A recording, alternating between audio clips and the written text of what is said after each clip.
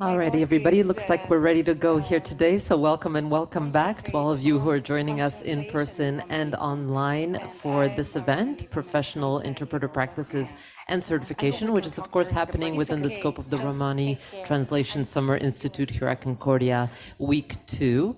We are streaming this event to YouTube live from Fourspace, which is located on Unceded Indigenous lands here in Jojage, Montreal.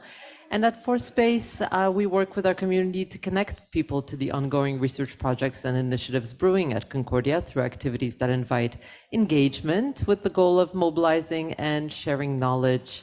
And this week, it's of course been our pleasure to work with the entire team that Debbie Valerian has put together here for the Romani-Translation Summer Institute, everyone who's been instrumental in bringing the Summer Institute to life and sustaining all the daily activities, and all of the special guests, of course, who are here to engage and join us in these conversations.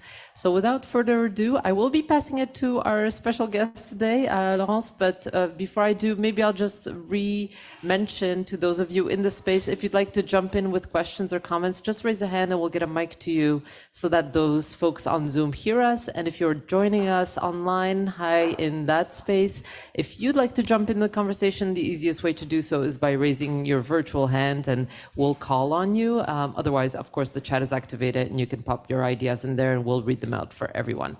Okay, that's it for me. Over to you, Laurence. Welcome. Thank you very much. Welcome. Can you see my screen? Should I reshare? You can reshare, yeah. Yeah, all right. Okay, excellent.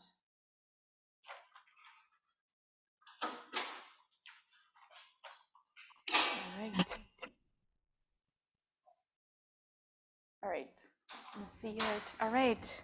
Well, thank you everybody for joining me today. I would like to start thanking Debbie for her immense patience and also thank Igo and Langdon for the patience as well. So I'm sure we're gonna get more people join us. So I'll start giving you a little bit of background about myself. We talked about migration, different forms of migration today. So my name is Laurence Braille-Mébeau. I grew up in France, as you can probably hear from my accent. I started my professional life as an international communications officer, whatever that means. I did a lot of liaison interpreting, and I did everything that I was not supposed to do because I had a background in translation and not in interpreting. Then I moved on. I went with my husband to Djibouti. My husband is from Djibouti as a Somali speaker, and I taught German at the French Lycée, very serendipitous. Then moved to Montreal, so I spent about 5 years in the Montreal area. Worked as a freelance translator, and I did my PhD in translation studies at Université de Montréal. And when we moved to the United States, I started being a full-time professor of French and translation in a public university. And after a couple of years, things happened, and I went back to my first love, which is to practice translation and interpreting and design curricula, courses. I currently teach online in a fully online program, online certificate in translation and interpreting at the University of Massachusetts Amherst, and in the master's program at NYU.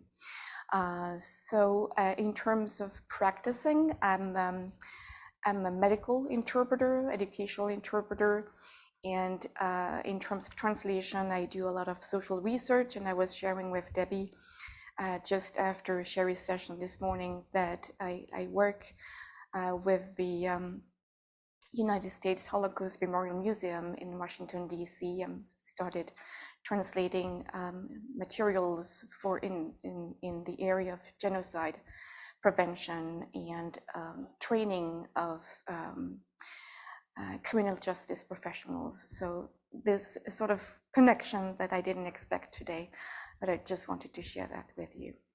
All right, so let's dig in because today we are talking about community interpreting professional practices. So this is an outline of the workshop. It's not really a lecture today. It is a workshop because you will be doing activities and hands-on activities. So I'll start with an introduction of community interpreting, what's in a name, because community interpreting is also translated as public service interpreting, which doesn't make it easy. We'll talk about the needs in different settings, interpreting modes. I'll talk about professionalization in the United States because this is where I practice today.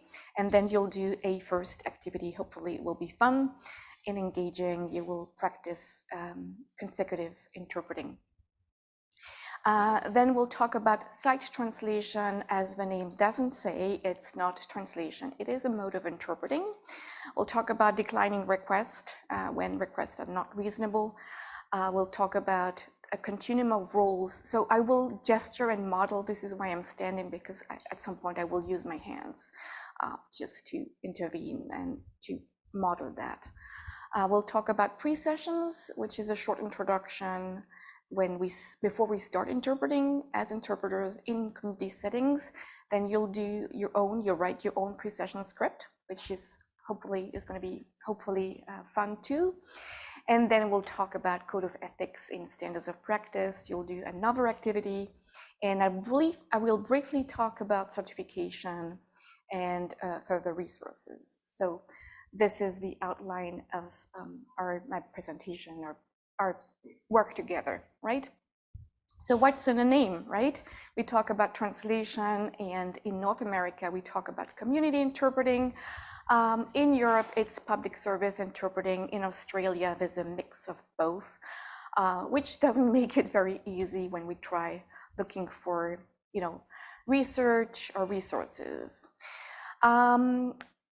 Community interpreting is the poor cousin in the field of interpreting. Conference interpreters or conference interpreting is prestigious, is highly professionalized. There's university level trainings and degrees. Community interpreting is the opposite. It has a very low status. It's not professionalized. A lot of people working in community interpreting settings are immigrants who grew up in a bilingual household, right? So it's connected with low status, right? There's not a lot of training courses, no real degrees. It's changing, but it's slowly changing, right? And the pay is not great, to say the least. So who needs interpreting in community settings, okay? Immigrants, right? And migration is a continuous flow, right? And who provides interpreting in non-professional settings? Well, children, relatives, friends, neighbors, which of course is problematic. It has dire consequences, for example, in medical settings. Misinterpretations, mistranslation led to, people dying, right? And also there's a lot of ethical issues, when a child has to share the news with a parent that he or she has cancer, you can imagine the trauma for a child, right? I know that Juice talked about interpreting as a child in police settings. Can you imagine the terror and the anxiety for a child to be absorbing the anger, the threats, or the bad news for a parent, right? So it's a big no-no, but this is the reality. This is what's happening. A lot of non-professional interpreters working in those settings, okay?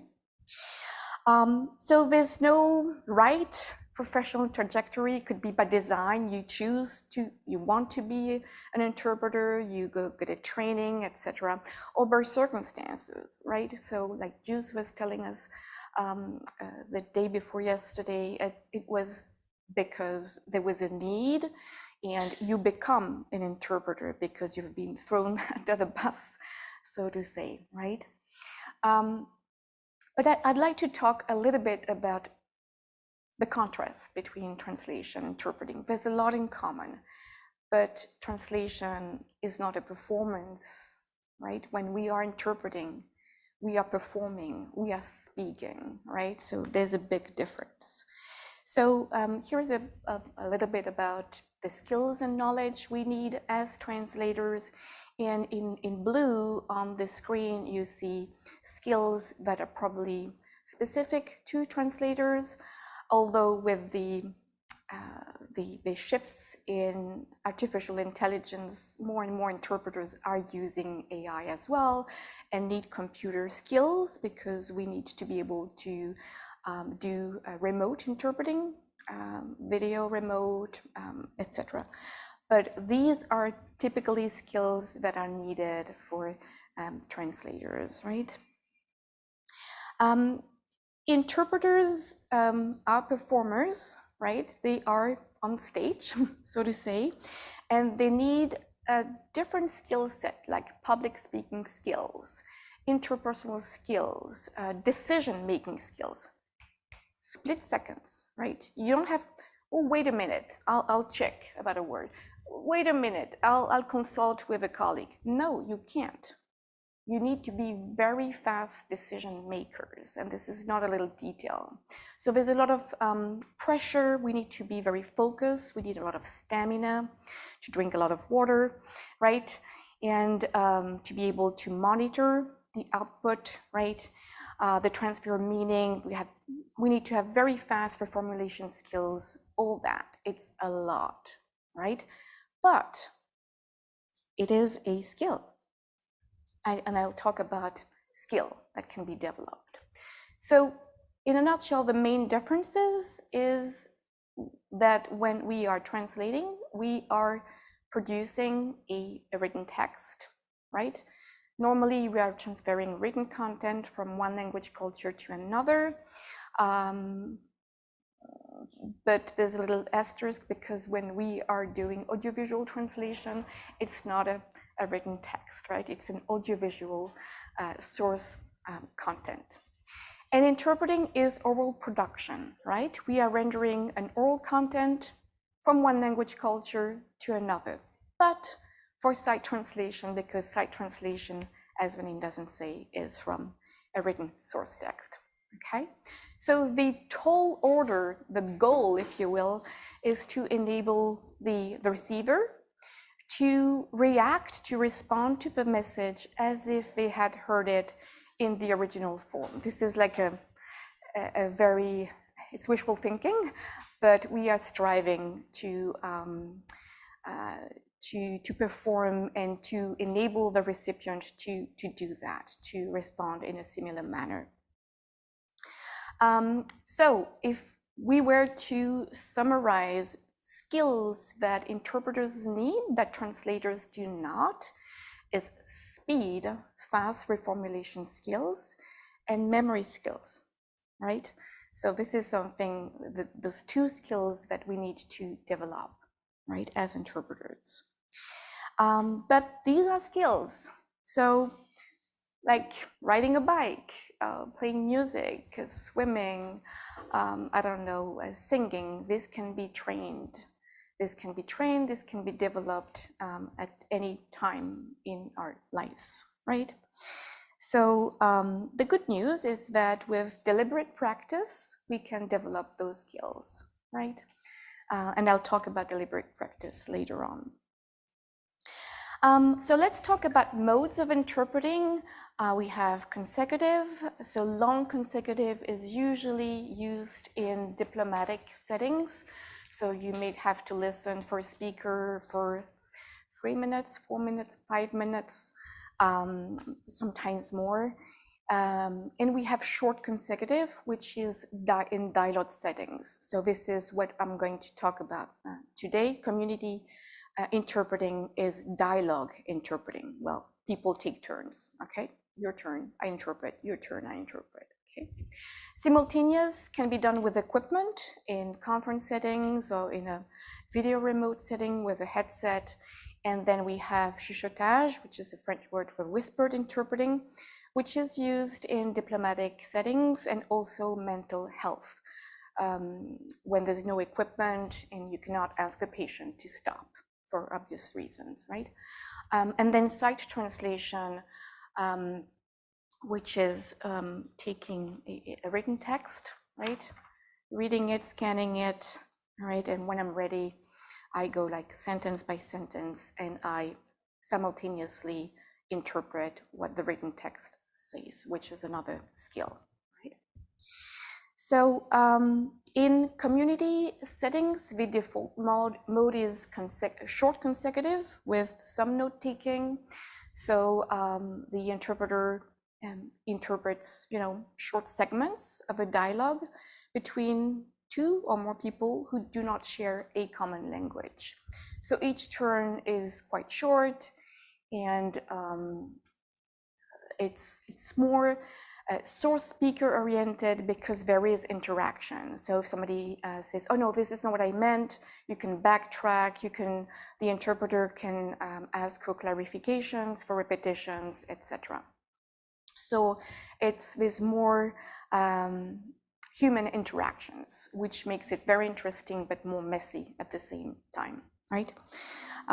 So I'm going to talk about a few examples of professional settings. So the first one is healthcare settings, as you can see on this slide. The second is educational settings, so in schools, when you have parents who do not speak the language of communication in a given country, you will have an interpreter providing communication between the school and the parent. And also in public administration, for example, somebody who needs a driver's license, the interpreter can be called to enable people to communicate. Okay, just a few examples. I'm not going to talk about court interpreting because it was or is still included in community interpreting, but it's a special category, a beast of its own, so to say. Yes. What type of translation is the sign language? Sign language is a form of interpreting. I think we have a sign language interpreter in the room. If you want to talk to Geneviève later, yes, sign language.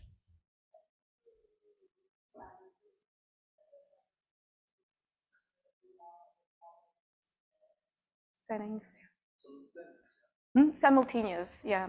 American Sign Language do simultaneous, yes.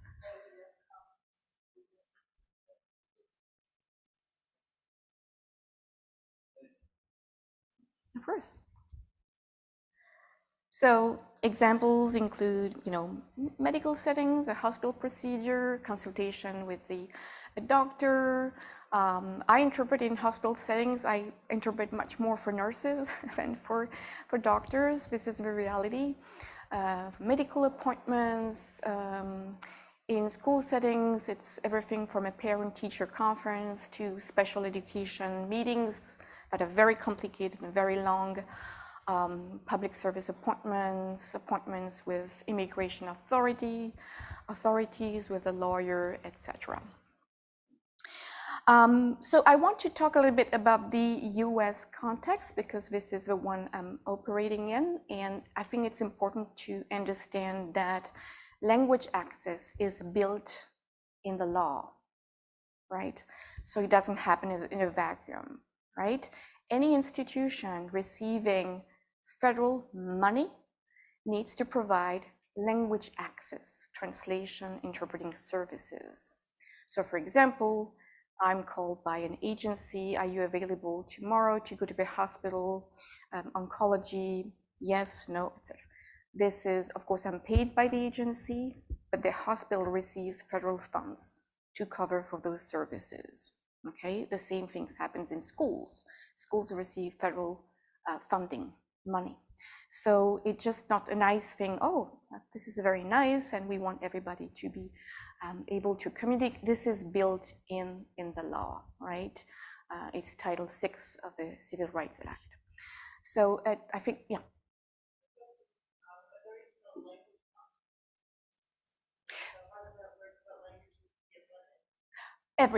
Any language. In any language, yes. Any person who doesn't speak, who is a limited English proficient person, has the right, when they request, I need an interpreter, I need a translation, has the right to receive access, which is complicated sometimes for very rare languages. Video remote interpreting has provided some solutions, because if you need a Khmer interpreter, right, in the middle of the remote place, then you can have video remote interpreting services. Yes.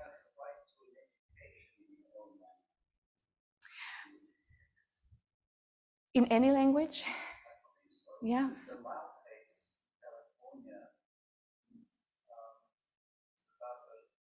Chinese American family wanted their child educated grade one Chinese in 11 days. Oh, okay. Well, it's a very interesting example. Thank you for sharing. I was not aware of that. That's very interesting.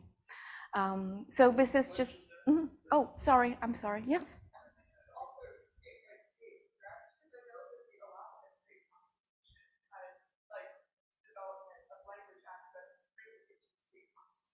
It can be on top of it, but this is a federal law. So if you receive federal funds, if an institution, a hospital, a school receives federal funds, so they have to provide language access. And of course, statewide, there can be additional, laws or elements built into the law, but this is a federal framework that I'm talking about. Yes.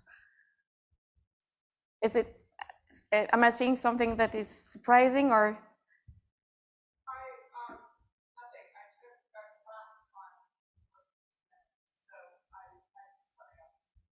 Okay, yeah, well, we can have a conversation later if you want, but this is, so states can provide certain services, but if any institution, school, medical institution receives federal funding, they have to provide language access, right? So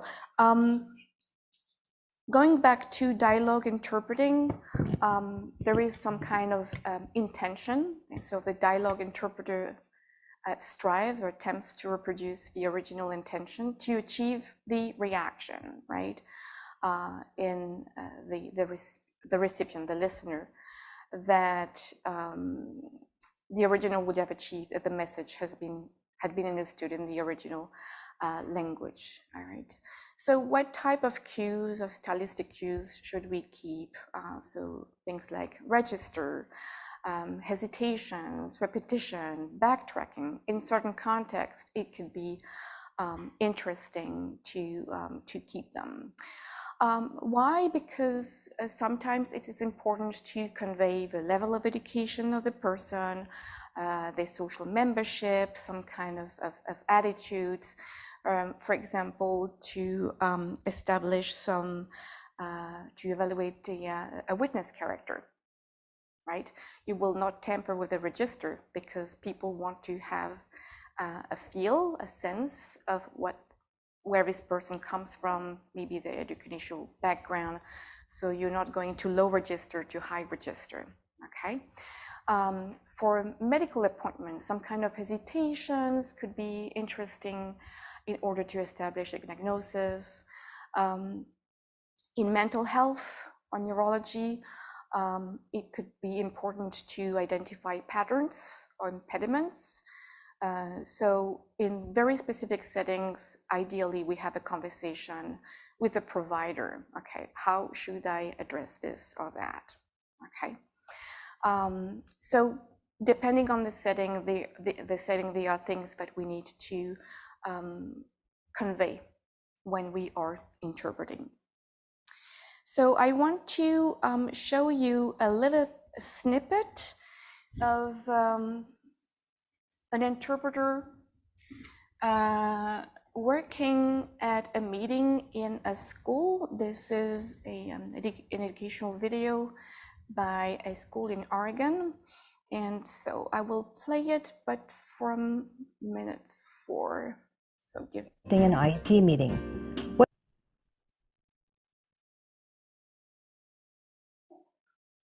to see you again. Hola, Lian. And I'm Kelly. Nice to meet you. Yo soy Kelly, mucho gusto. Bueno, mucho gusto. We're going to talk about some of the testing that's been done for Vanessa over the last couple of weeks. Vamos a hablar acerca de unos cuantos exámenes que le han hecho a Vanessa durante las últimas cuantas semanas. And I'm one of the learning specialists that did some of the testing. Y yo soy uno de los especialistas que hizo los exámenes. And I'm Leanne, her classroom teacher. Y yo soy Lian, su maestra. And I'm Matt, and I'm a learning specialist, and I did another portion of the testing.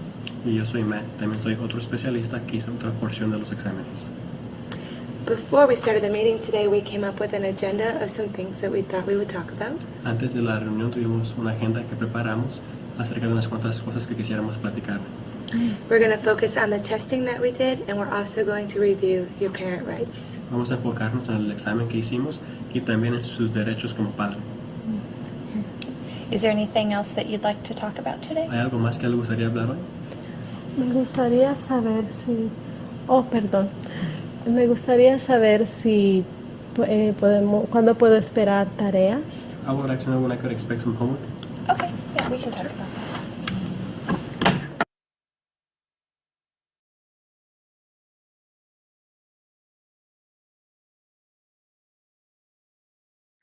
Is it good? All right. Thank you. Sorry about that. All right. So I'd like to ask you, what can you observe and notice about where the interpreter is sitting?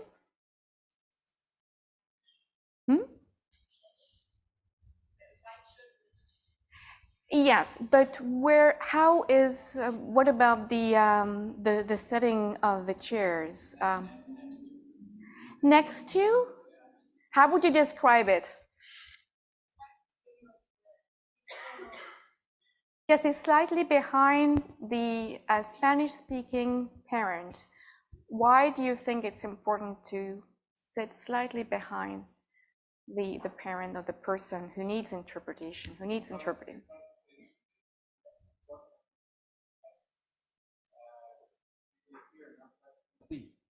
Yes, yes, okay. Yeah. Because Sorry. Oh, okay, excellent. Yeah, I will repeat. It's most important for interpreters is a story, not a picture, but a story. You know, it's important to hear. To hear. Yeah, Absolutely. to hear, and full concentration is on hearing. Okay, Yeah. but why doesn't the interpreter sit to the side of the table? Why do you think he chose that specific location in the room? Any guesses? Yeah. He's sitting in the middle of both the people who are talking. He wants to sit in the middle, and also, like he said, that they can look at each other. Yes, you just said it. Yeah. You want the parent and the school staff to look at each other and not look at the interpreter, because Exactly. otherwise he will say, "Tell her, did you tell her? Explain them." And this is something you don't want to happen. So you want to be slightly behind. They can still, hear each other, which is the most important thing, but slightly behind one of the speakers for people to address each other. This is what we want in terms of dynamics. And also it's very important to provide some kind of autonomy. Otherwise, the common language speaking person will feel like very dependent, right? This is more discreet. This is an intervention. The interpreter is still visible, of course, is in the room, but there's less intrusion. Okay, all right. Okay. Especiales de educación especial. All right, so enough talking. So we are going to, or you are going to do an activity. I will reshare my screen in a minute and show you what you are going to do. So you'll work in small groups. of maybe 3 to 4 people, and you can pick a role. You could be the English speaker, you could be the interpreter, you could be the language other than English, sorry for the acronym LOTE, LOTE speaker, or you could be just the observer, whatever you feel like doing. So let me stop sharing and reshare, because I think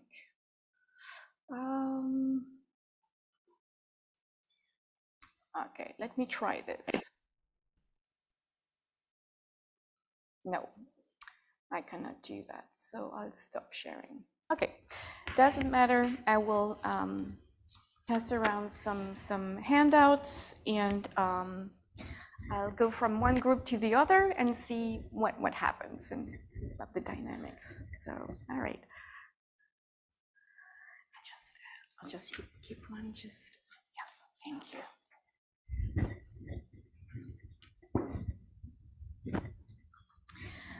All right, so this is, I have prepared a role play, right? That's about getting a driver's license. So it's on the back of the handout. So what you could do, you don't have to do the entire thing or the entire role play, but you could work as a group to translate in writing in Romani the lines of a non-English speaker, and then you could perform, you pick a role. Okay, I will be the English speaker, I will be the Romani speaker, another person, I will be the interpreter. So if you want to be the interpreter or play the role of the interpreter, you will not look at the role play, right? You will listen and then interpret for the other person. Okay, I'll give you a few minutes to absorb it, and then yeah, you tell me. There's a rubric, a self-assessment rubric. You don't have to take a look at it today. You can take a look at it later on. But the idea is to just to practice, to get your feet wet.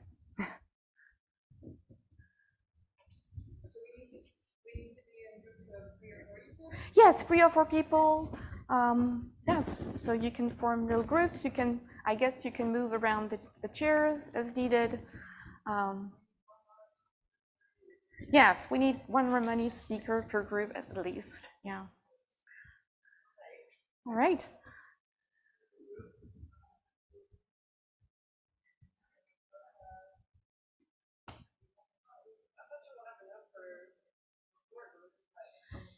Yeah.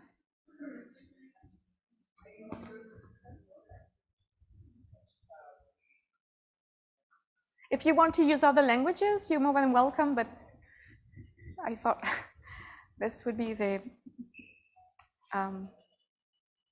idea would be to practice your Romani interpreting skills, right? Are you forming a group?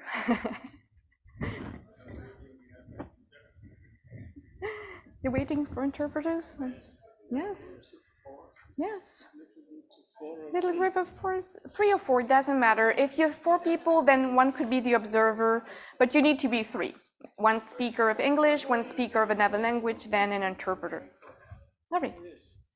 Okay, come on, jump in. I didn't get your name, and I was not sure I could hear your question properly. Sorry. Oh, Hannah. Hannah, we're talking about the state laws in Alaska, right? Oh, it's nothing. It's not like, I just come at this from a totally different legal perspective. Okay. So I don't want to say anything rude. Okay, no, it was not rude at all. No. That's... Oh, okay, got it. Just because all of the literature talks about how the Civil Rights Act just is it gives the power to the states to enforce it, and then there's all these problems with the states not enforcing it. Okay, with no lawsuit or nothing. I was showing this article, and I can send this to you, but someone wrote about it in Mississippi. Yeah, send it to me. I mean, I will share my yes. Yeah, I know there's some issues, but a parent could, for example, sue the school if they're not providing language access, right? based on that. In theory, but the states have like rights in terms of what they can provide and what they have access Got to. you. Okay. Maybe I work with in states where language access is provided. It's a non. Okay, like Yes. California. Massachusetts, Okay. California. Yes. Yeah, okay, Yeah. got it. Yeah. So yes, good. All right. Okay, I'll start again because it is 3 o'clock. So I hope you had fun with this activity. I mean, I wish there were more people to talk about, give feedback, but let's move on for the sake of time, right? I want to talk about other interpreting modes in community settings.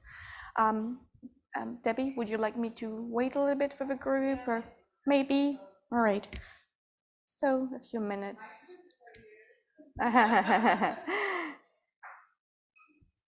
So maybe we could share a few things about this activity. What challenges did you run into? And what challenges did you run into? My team is not there, and I don't know. My team is not there, and I don't know Roma at all. But what I understood is there's a language that's very different, like no negative. Like when she was translating the part when I say, if you don't pass the exam, what's happening? And she's explaining it, and she was stuck because you cannot say that, or it's too strong language if you say, oh, if you fail the test. That's not so you have to really- tone it down to be. That's what she's back. Well, you know, I learned that you don't use a subjunctive when you say, you know, you make a hypothesis in Romanesque. Okay, in case you don't succeed, or in case you have. Then you have to turn your sentence around because, well, how to say, in the group, you know, I have a limited experience. You know, I don't know like so many. I am not like so many of you here who are really, you know, you live in Romani culture in immersion. That's not my case. Then yes, I stayed a long time with Roman, but it was a limited experience, you know, in few families here and then. Then from the family I dealt with, you have to be careful to what you say, because you don't want to language people, right? anticipate on the future. Okay. Then if you speak to the subjunctive, it means you may not give the chance to your friend or your interlocutor to the opportunity to succeed. Then you have to turn your sentence around in order not to use the subjunctive. To go around and say That's very careful. what I experience, you know, as an individual.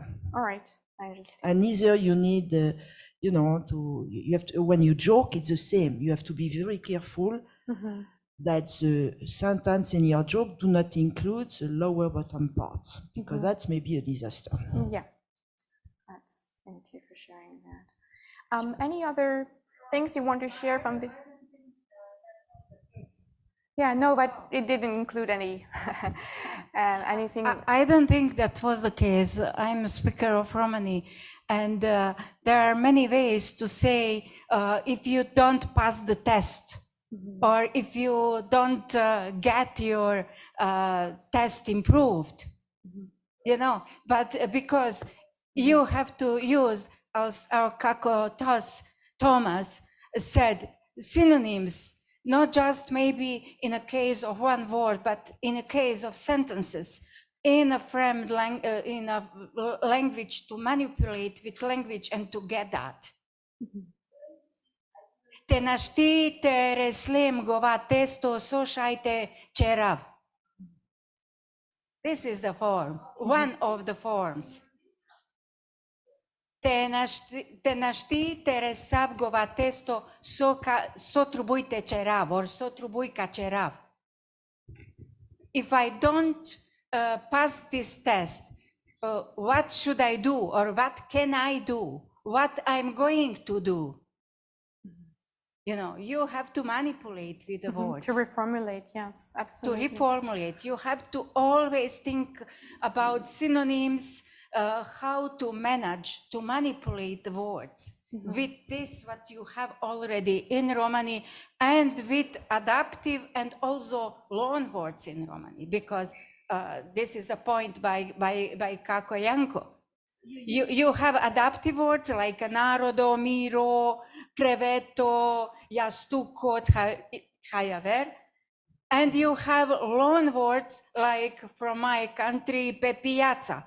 Piazza is not adaptive word because piazza is piazza. In Slavic word, it is marked that you are going to buy vegetable and fruits. And our people are telling međav pe piazza. In that case, you would need a translator whose mother tongue is Slavic language, Serbo-Croatian or whatever. I agree with you. You know, it was part of the exercise. Okay. Absolutely. It's part of the exercise to engage in a conversation. Yes. So actually you're having this conversation. I was It's understanding wonderful. also that way, not any other way, but Yeah. I'm just thinking. No, but it's good, you know. Yeah. It's, wonderful. Because, you know, I have a command of But it is possible to translate everything.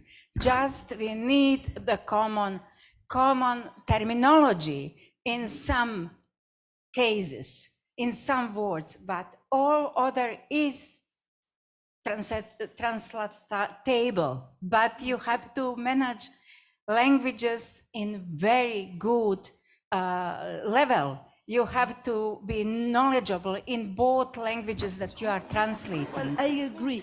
This is the main point, that you have to manipulate with languages, nothing else. No, Yes, please. Actually, I'm thirsty, yeah.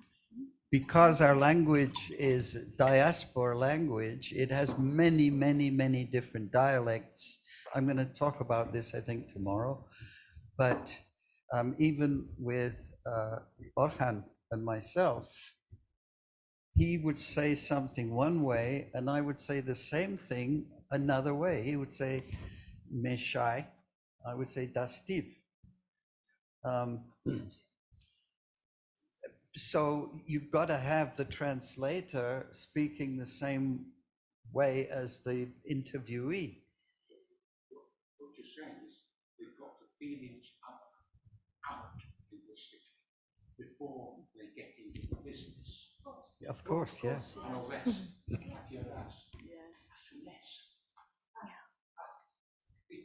Yes. No. So Penjan.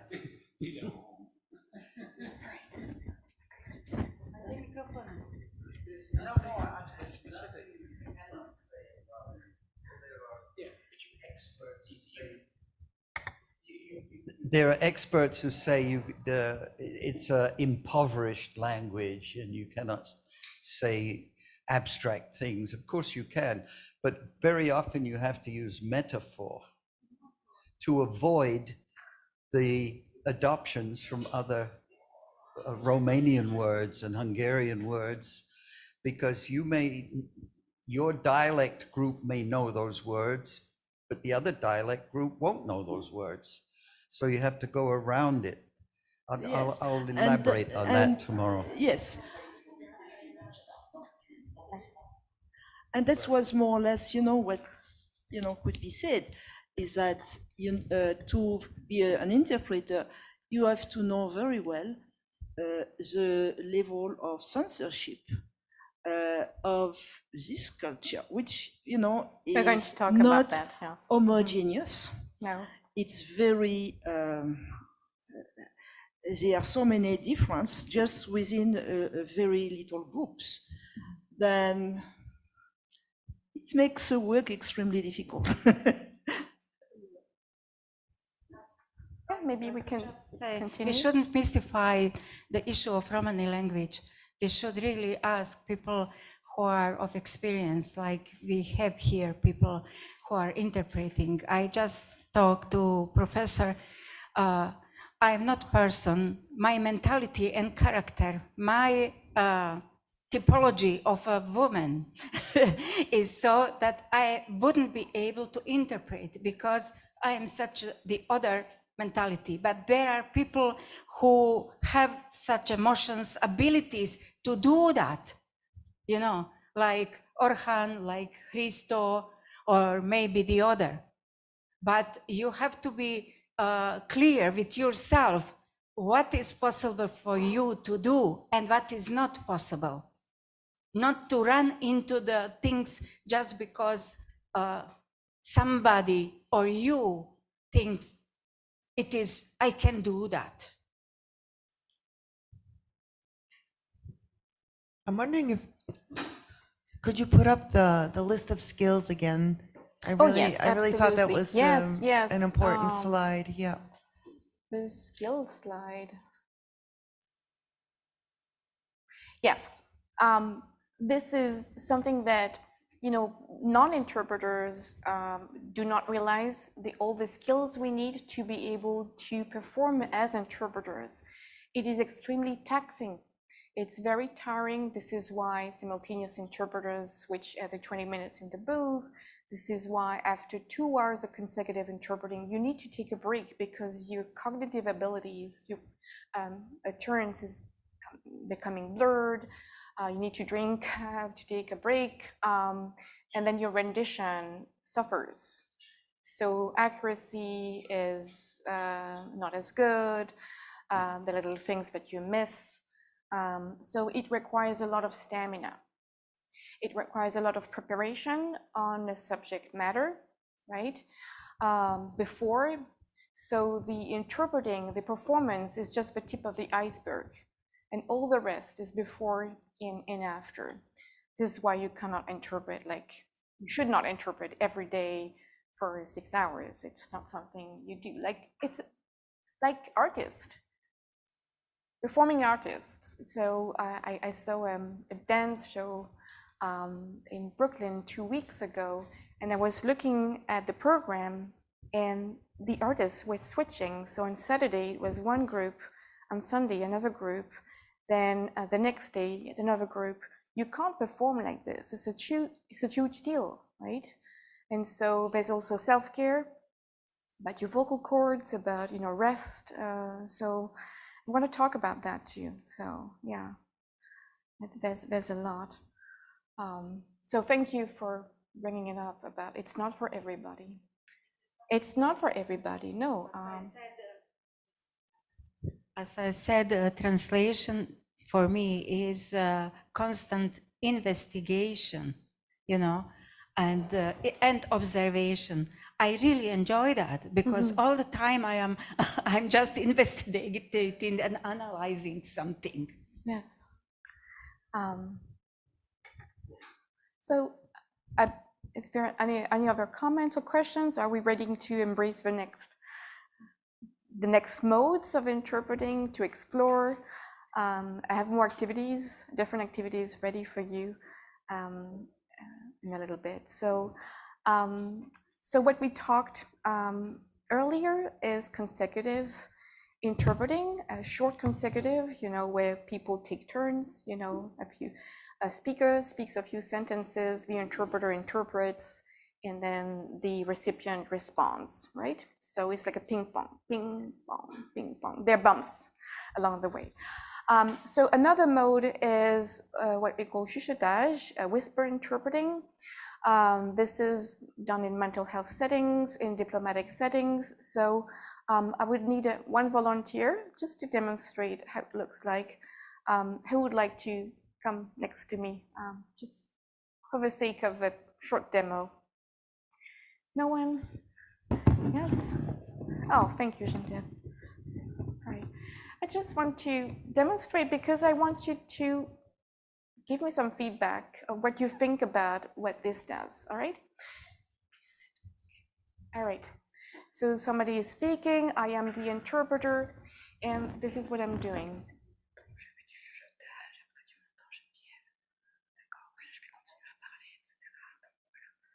All right, what can you observe about my posture, my body posture?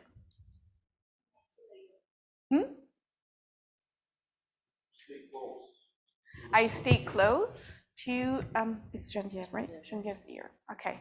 How long can I do that? What? She will have very bad back. Wrong answer. Too old for that. How long do you think you can sustain it? Look at my posture. Yeah, and you're generous. So I sometimes have to do it. We stopped doing it during COVID because of obvious reasons. I'm too close to Geneviève, so it was a big no-no. Don't approach me, 3 feet, then 6 feet, okay? It's not the best practice for all sorts of reasons in hospitals, and it's very tiring, okay? So Geneviève could be standing, but a lot of time we need to bend to be able to do chuchotage. Yes, right? So we need to think about our health, general health, and a lot of time chuchotage, whispered interpreting, is a back killer. So we need to be careful about that. Sight translation is the other mode that happens in community settings. So sight translation is a form of interpreting. So it's the oral rendition of a text written in language into another language, and it's done in the moment. So I'm reading this text. It's a scenario for your second activity. Vous vous apprêtez à interpréter entre un patient et une infirmière ou un infirmier à l'hôpital ou à la clinique. So I'm reading a text, a sentence in English that says you are about to interpret between a patient and a nurse at a hospital or clinic. And so what I did in French right before was sight translation. So it's simultaneous, but the source is not something that you hear, it's something that you read. It's closest to simultaneous interpreting. It's difficult because you get stuck in the words. The words have a power of attraction. So you start and then you get stuck because you had to reformulate, because you didn't read until the end. So the little trick is to read the entire sentence, think about how you are going to reformulate, re-express it, and start when you're ready. So you can go slowly to avoid the stop and go effect or backtracking, right? So a few things about sight translation. This is a simplified definition. Yeah. NCI. Oh, it's the National Council on Interpreting in Healthcare. Thank you. Which government is that? It's a national association or professional organization in the United States. In the United States? Yes. Yes. I had to give expert witness in a case once where a psychologist had used the American present state analysis questionnaire on 2 Slovak Roma, a husband and wife, by getting a Slovak interpreter, a Slovak Roma whose first language was Romani, and he got an interpreter to translate the present state analysis questionnaire there and then into Slovak, and then tabulated the results of the questions. Now, quite apart from the fact that that's the license for the present state analysis questionnaire states that you can only use an authorized translation into any other language, which was fortunate for the couple because we were able to demonstrate that the opinion of that psychologist was not worth the paper it was written on. But should it be part of the ethical duty of a trained interpreter to refuse to do that kind of translation? Yes, we can decline. I have a little table to give examples of when to decline, and there's a polite way, of course, to decline and explain for the best outcomes, right? So let's skip to that. Thank you for your question. I'm going to do the demo after. So Sight translation is one thing, but we need to think of the recipient, right? Sight translation, we're working from written materials. All the slides are on Moodle. If you want to access the slides, all the links, don't worry, you can have access to all those slides. So from the point of view of a recipient, it doesn't matter if you can do it superbly as an interpreter. That's not the point. What is the recipient going to remember from what you're going to interpret? Because a conversation is, more mundane, so it's turn taking. If you have to sit as a recipient and listen to somebody who sight translates something that is in writing, there may be legal terms, it's more formal, it's difficult to listen to formal language for a long time. So these are recommendations that we use in the US. If it contains specific instructions for the patient, for a service user, that's appropriate. If the requester of the sight translation is present, that's fine, because then the recipient can ask questions. If you have sufficient time, it's within your skill level. If a document is of a reasonable length, what is reasonable, right? And if legal terms are minimal, and if there's no signature involved, if it's a legally binding document, it should be in writing. For example, a consent form before a surgical procedure, right? It's legally binding, so you cannot just interpret quickly some very important information about a decision you're going to make, all right? So these are things to think about. Of course, it's not always set in stone, but we need to think about all of this before declining. Politely declining is that maybe you can go over the most important things in this document and I will interpret for you. So the requester will select what paragraphs, what elements he or she will focus on, and then you will interpret as the interpreter. Okay, but if this is a signature, it's a big no-no. So let's take a look again at a short demo. Sorry, I need to stop this.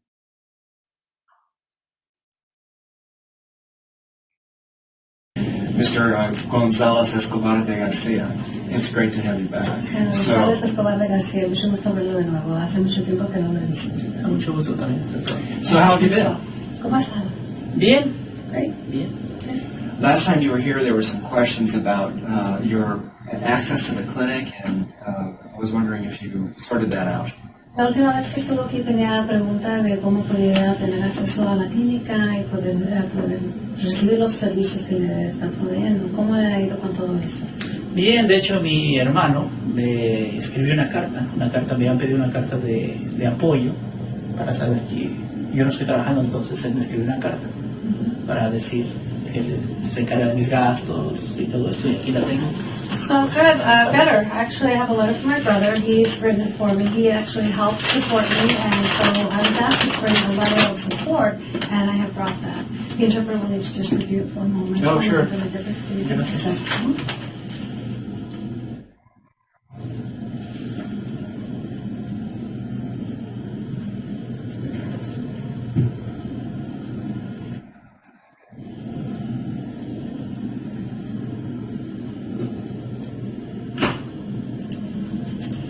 And to basically clarify, so kids.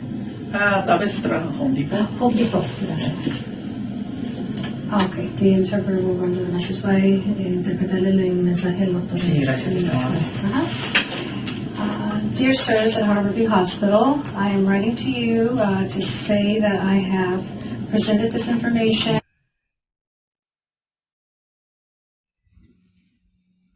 All right. Sorry about that. Can you hear me? Yes? All right. Okay, so this was a short demonstration of an interpreter in a hospital setting doing sight translation. She read the entire letter to make sure that she could decipher everything. And then she signaled when she needed a clarification. So we're going to talk about that as well.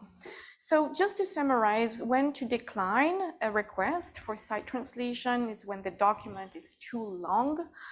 There's different guidelines. I think there's one formidable guideline from Australia that tells clinicians, so people in healthcare settings, that if more than one or two paragraphs is just too long for the recipient. So it's quite interesting. If information is too complex, right, it should be in writing as well. The non-English speaking person is unlikely to remember, and or the content is legally binding. So these are signs that we should decline and suggest a written translation. Okay, we are going to talk about the roles of interpreter. Interpreters are performers. We were having a conversation with a gentleman, I forgot his name, but about a drama club for interpreters. Actually, it's a very good idea to have drama courses or lessons for interpreters because we are performers. So we can perform different roles, but there's a protocol when we're switching roles, because people who don't understand what we are saying just don't know when we are switching roles. So there's a way to signal that, okay? So there's a continuum of role. The main role is called conduit, all right? Not the most poetic, but this is the way we refer to it, conduit. This is our main role when I'm interpreting back and forth between two speakers, okay? This is conduit, and this is the main role in a dialogue setting. Then there's the role of a clarifier, cultural broker, and the advocate. So if you look at a pyramid, conduit would be the base of the pyramid, and advocacy would be at the tip of the pyramid. Okay, it's less and less frequent. So let's take a look at each of those roles. So conduit, we are conveying a message from one language culture to another. For example, you are interpreting between a German speaker and a Romani speaker, an English speaker, and a Francophone speaker, okay? So this is called conduit, right? Then the role of the clarifier, so sometimes we need a repetition or clarification. So this is when you stop, as the interpreter, you stop conduit, and you intervene to ask something you couldn't hear, right? You did not understand, or you don't know a specific word or concept, or you need the speaker to pause because he or she is going on and on and on and doesn't let you, doesn't pause to let you interpret, okay? So as an interpreter, as interpreters, we are performer of different roles. If we are changing roles, I'm doing conduit, and then I need to clarify something, I need to intervene. I need to make it clear. How do I do that? Interpreters, how do you do that? Yes, you switch to third person. Do you use any kind of body language to signal that, or not necessarily? Yes, you could signal. Yes, a crossing guard. I like to think of a crossing guard. Careful, I'm going to do something, right? So this is you notify all parties, everybody involved in both languages, that you are intervening. So when we interpret in first person, okay? If Debbie tells me in a language and tells another speaker, I need you to sign this paper, I will turn and I will say in French, j'ai besoin que vous signiez ce papier. I use the I. I didn't say, she wants you to sign this paper. I said, I want you to sign this paper, as if I were Debbie, okay? So first person interpreting. Conduit is first person all the time. Then when we are switching to clarifier, I do this, everybody sees me, and I said, the interpreter needs a repetition of the last sentence. The interpreter needs you to use another word for laryngomalacia, because I don't know what it is, right? So I use another word, please. Okay, turn to the French-speaking person, in my case, and said, l'interprète demande une explication. And I obtain, hopefully, the answer. And then when I'm ready to resume conduit, I lower my hand, just like a crossing guard. Buff. Okay, I'm done. And I resume, okay? The next intervention could be as a cultural broker, which is always the most tricky component when people argue. Yes, we should intervene and explain. So the role of a cultural broker is it's a deeper intervention. Okay, you see that there was a cultural bump and it's not going well. It impedes communication. So the number one rule is when you think the person is frowning, didn't understand, there is some kind of issue, you need, and it's not about hearing, it's just something didn't make sense. So you want to maybe clarify if something was not clear because of a cultural nuance or something that poses an issue. Okay, we need to be very careful because we don't want to turn this interpreting session into a lecture about cultures, because this is not the time and place. And some people attempted to start a long explanation about, oh, in my culture, this is the way it works. This is not the time when you are interpreting. So you just want to make sure that communication is happening. If communication is broken, you have to intervene, right?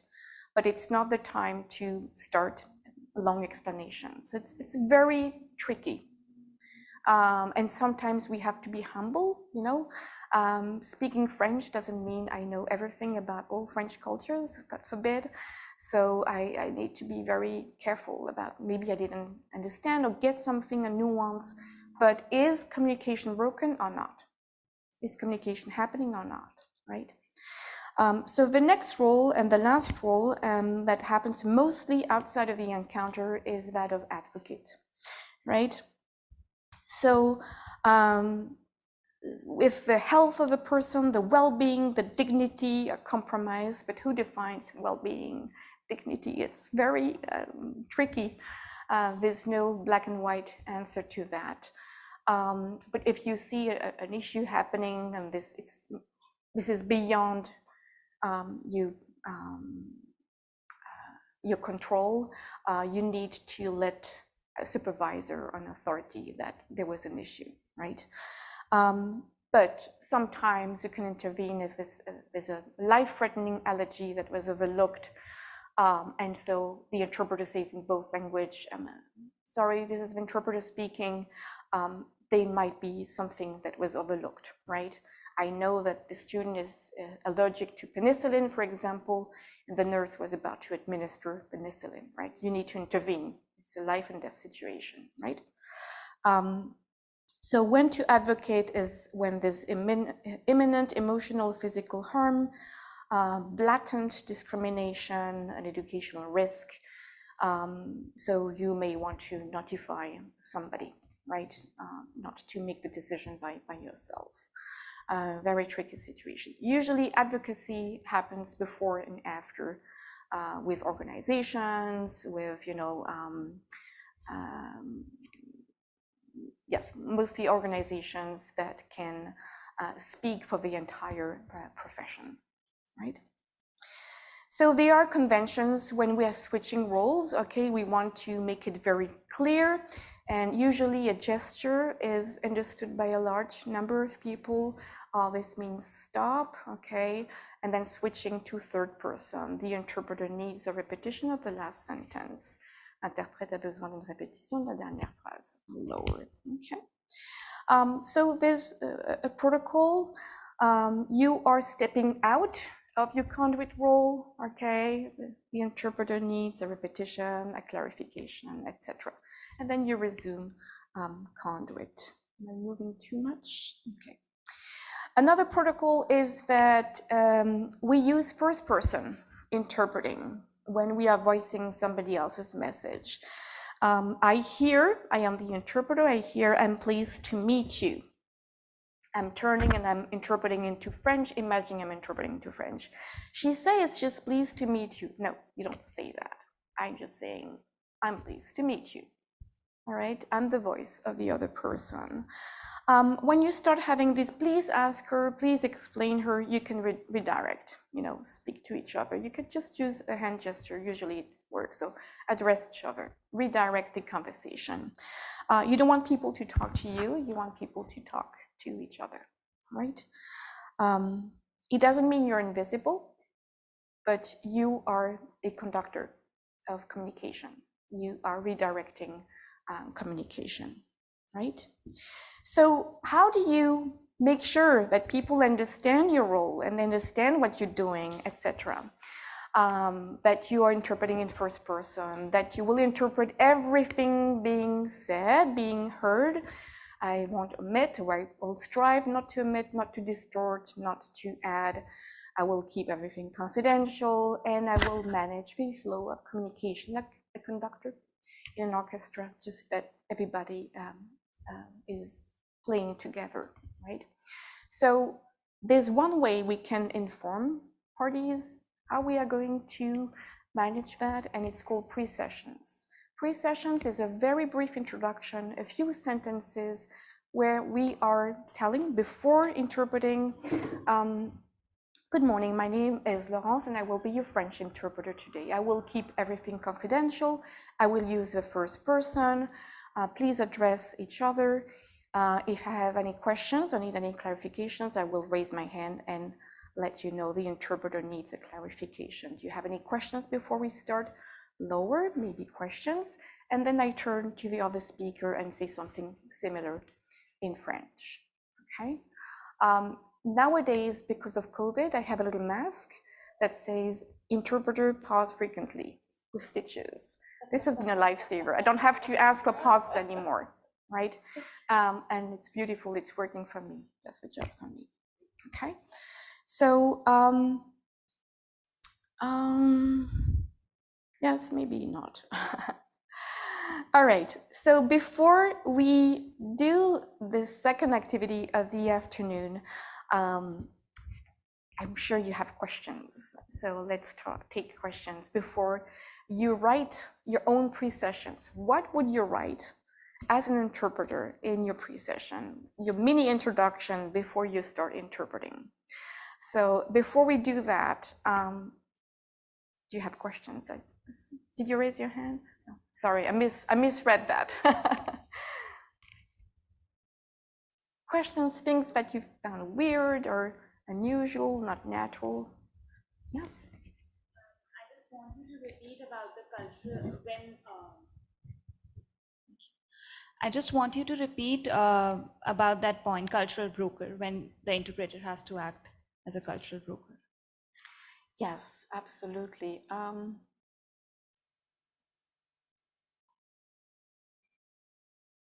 All right. So if you see that communication doesn't happen, the message is not conveyed, or the person receiving the message is frowning or is showing some body language, and you know something is wrong, you don't know exactly, you may want to intervene. The interpreter needs to check for communication, maybe a cultural bump, and you're asking the recipient, do I need to repeat, or was that unclear? Maybe it's something about the culture that we need to clarify, but it needs to be about communication. If it impedes communication, then you need to intervene and ask, right? Thank you. I'm not sure if it's sufficient. Yeah. Yeah, Geneviève. I have a question about when you were saying interpreters are performers. So because I work with sign language and oral language, I feel I have a bit of liberty into how I interpret the emotions.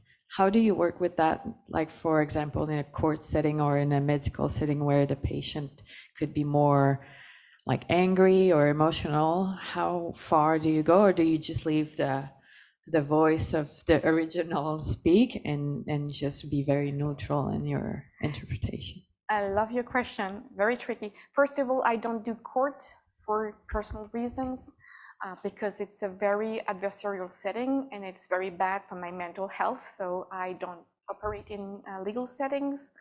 But if there are emotions or anger in educational settings, there's a lot of anger. You know, when a child is disciplinary hearing, that's not pretty either. So people can hear, people can see. Somebody shaking their fist is visible. So unless somebody is blind in the room, that's another story, right? But if there's body language, I don't do body language. If there's, intonations that is important to convey, of course, I convey the intonation. If there's angry voices and yelling, I don't yell because you're mimicking. If you're mimicking, it adds fuel to the fire, so to say. So I just convey, with not, of course, a joyful tone, but I don't yell because everybody can hear that the person is yelling. It's a very tricky, I'm glad you asked that question. It's a very tricky situation, yes, and it happens. Yeah. Yes, yes.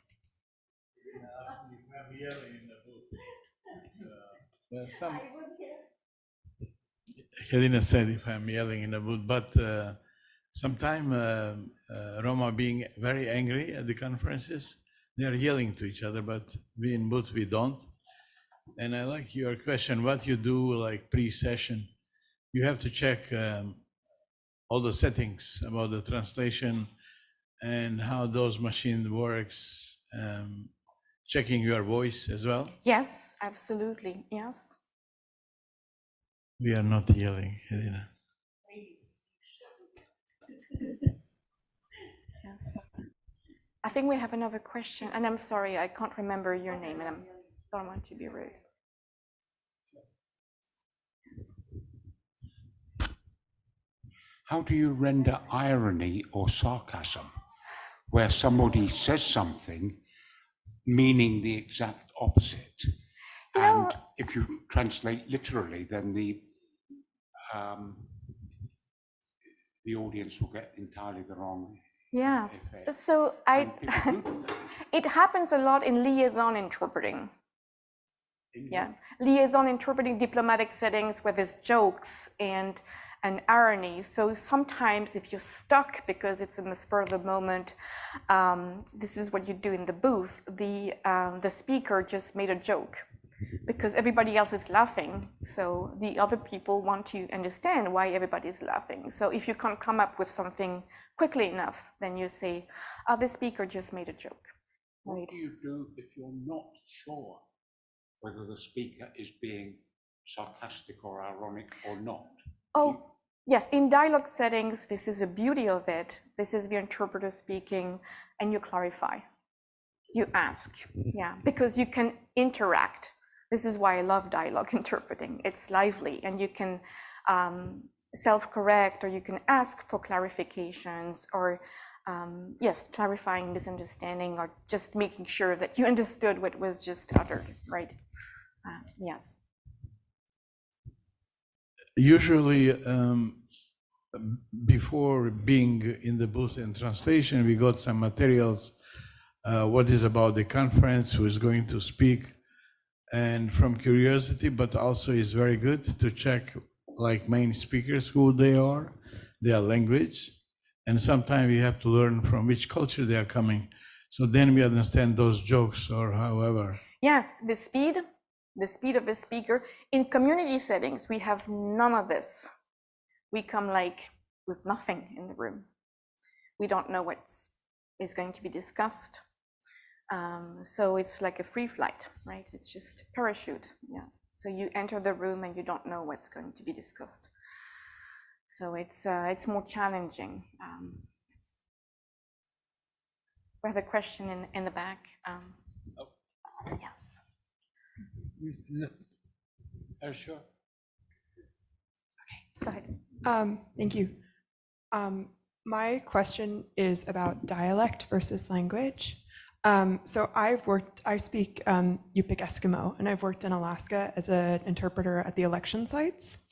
And the way Alaska organizes it, if you're a speaker of Yupik Eskimo, you can be sent anywhere in the Eskimo speaking region. But the issue is the dialects are so different that someone could speak the same language, but the dialect could be so different and hard to understand. It makes interpretation very complicated. The same could be said here. I've only met one person here who speaks my dialect of Romani. So how do you avoid these dialectal challenges in interpretation? That's an excellent question. With French, there's less complications, but you need to ask questions. What dialects are you expecting? And you need to ask questions before accepting or declining the assignment. There's no other way, because otherwise you are sent somewhere and then you discover that you cannot communicate. And you can't perform, you can't do anything about it. So unless you can have information about the type of dialects, and the difficulty is that the people you talk to sometimes don't know anything about what are you talking about. Dialects? I thought it was one language. One day I was asked if I spoke the French Creole dialect. It's not a dialect, it's a language, it's a different language. So, but the person at the hospital had no idea. So I said, no, it's not a dialect, it's a language, it's a different language, I can't communicate, so I cannot interpret, right? So it's, yes, asking questions beforehand, and it's not easy. And sometimes you have to decline on the spot. I'm sorry, I don't speak that language, and I have to decline, yeah. We had another question, right? Actually, it's not a question. I just wanted to add something. Of course, yes. About how it's very, very big challenge to be interpreter, because I think that everybody know who is Vojislav Šešelj. He was accused for war crimes in ex-Yugoslavia during the war, and because he is a lawyer, I think he's a lawyer, and he defends himself. But very often he cursed so many, all the time cursed, and I heard translations, and you know, interpreters, yeah, in original must to translate at the time when a judge said, okay, stop, it's enough. But he I don't know, interpreters, it was his job to translate in original his curse, everything. Yes, everything. we are supposed to. Yeah. We are supposed to, yes. No, it can be, and sometimes you get the anger as the interpreter because you are conveying those words and those curses. We are supposed to, but there's good publications on diplomatic settings. I think it was when in the Trump era, where there was an Arabic interpreter in Iran who curated what Trump was saying because it was so offensive that he was afraid of repercussion for the entire country. So this interpreter felt the weight of, it's an ethical dilemma and chose to curate the message. Yes, this is a hard decision. And again, split second decision, right? You don't have it. Oh, wait a minute, I'm going to consult a colleague. No, it's, yeah, sometimes you have to make decisions, right? Yes.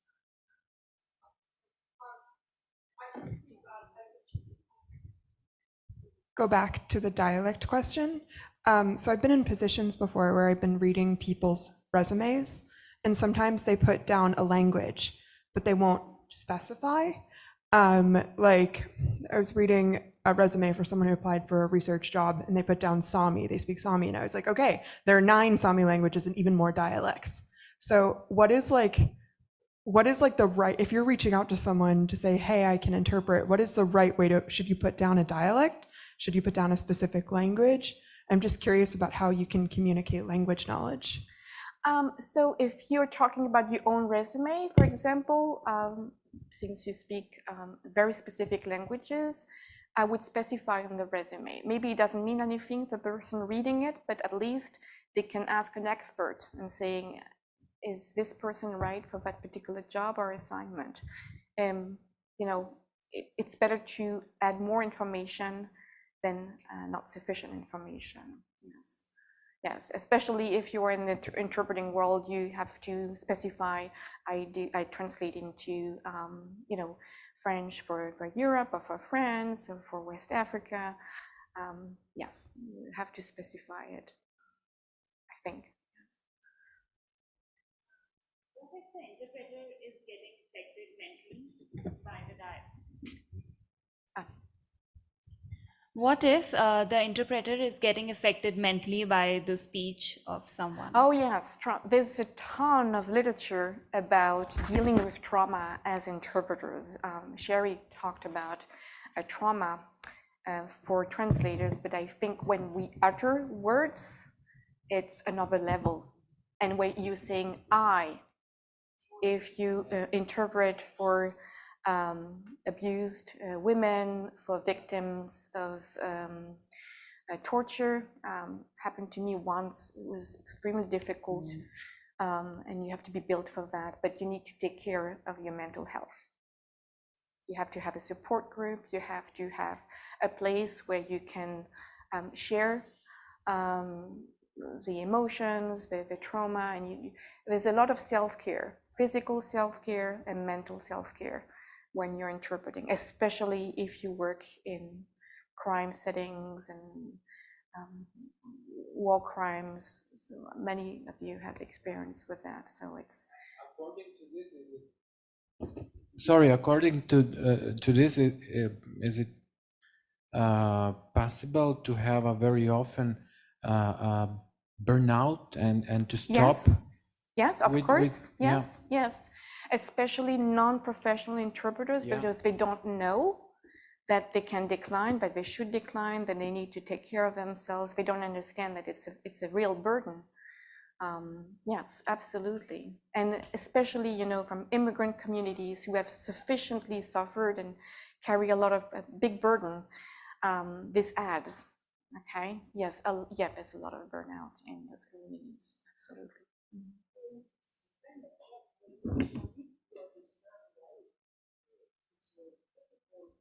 Yes, in medical settings, yes. Yeah. You can prepare, you ask before an assignment, if you know it's oncology, you can prepare, it's genetics, pediatric genetics, you can prepare. Sometimes it's difficult because of privacy issues. We don't share a lot of information with the interpreter, who is part of a healthcare team, but some hospitals don't know that, so they don't want to share information. But you can share, you can prepare glossaries. Yes, it's not the hardest part. The hardest part is to deal with, interactions. When people are angry or a speaker doesn't stop, there's some kind of emotions. So you need to keep your own emotions in check to be able to perform. So I would say that terminology is the least complicated part in interpreting, at least in community settings, I would say. So, are you ready? Yes, to have fun and to start talking to each other. So this is, sure. I was always comparing East European and Balkan conditions of working for interpreters, actually. And you are now mentioning this kind of West Europe conditions. Where are you looking for for support for some groups that you are going away from your burnout, etc.? What do you think? Do that have our interpreters from Eastern Europe and from Balkans, how they deal with that?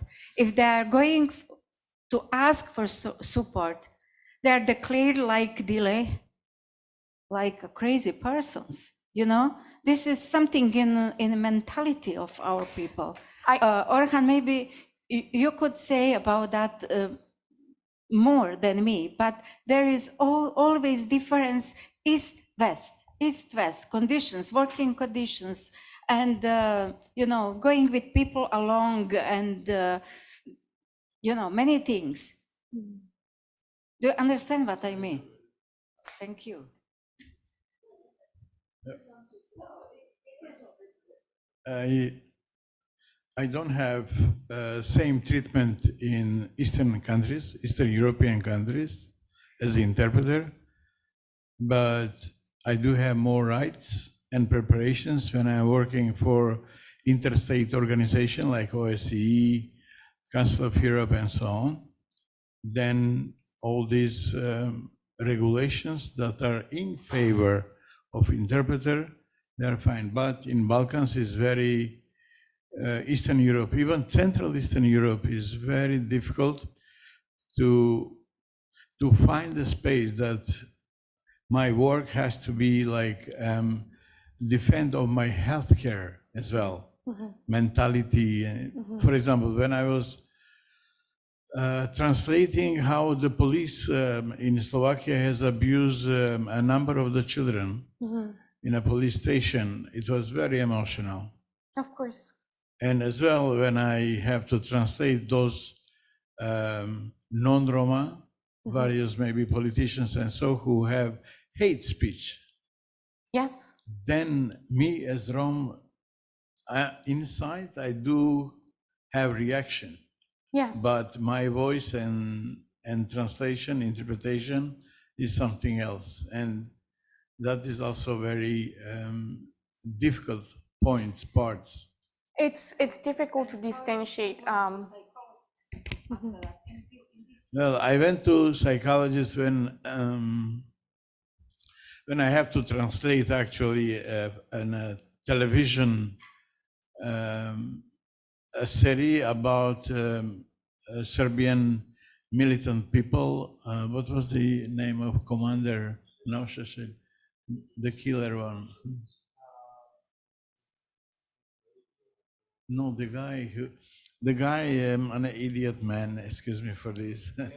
He had a chain of the eyes. Yeah, you see. Arkan. Arkan was a very big commander of the paramilitary forces, I could say in that way. And he had a chain of eyes of the women from Bosnia, from Romani, Kosovars, and so on. And he was saying, you see, this is the eyes, and so on. And then after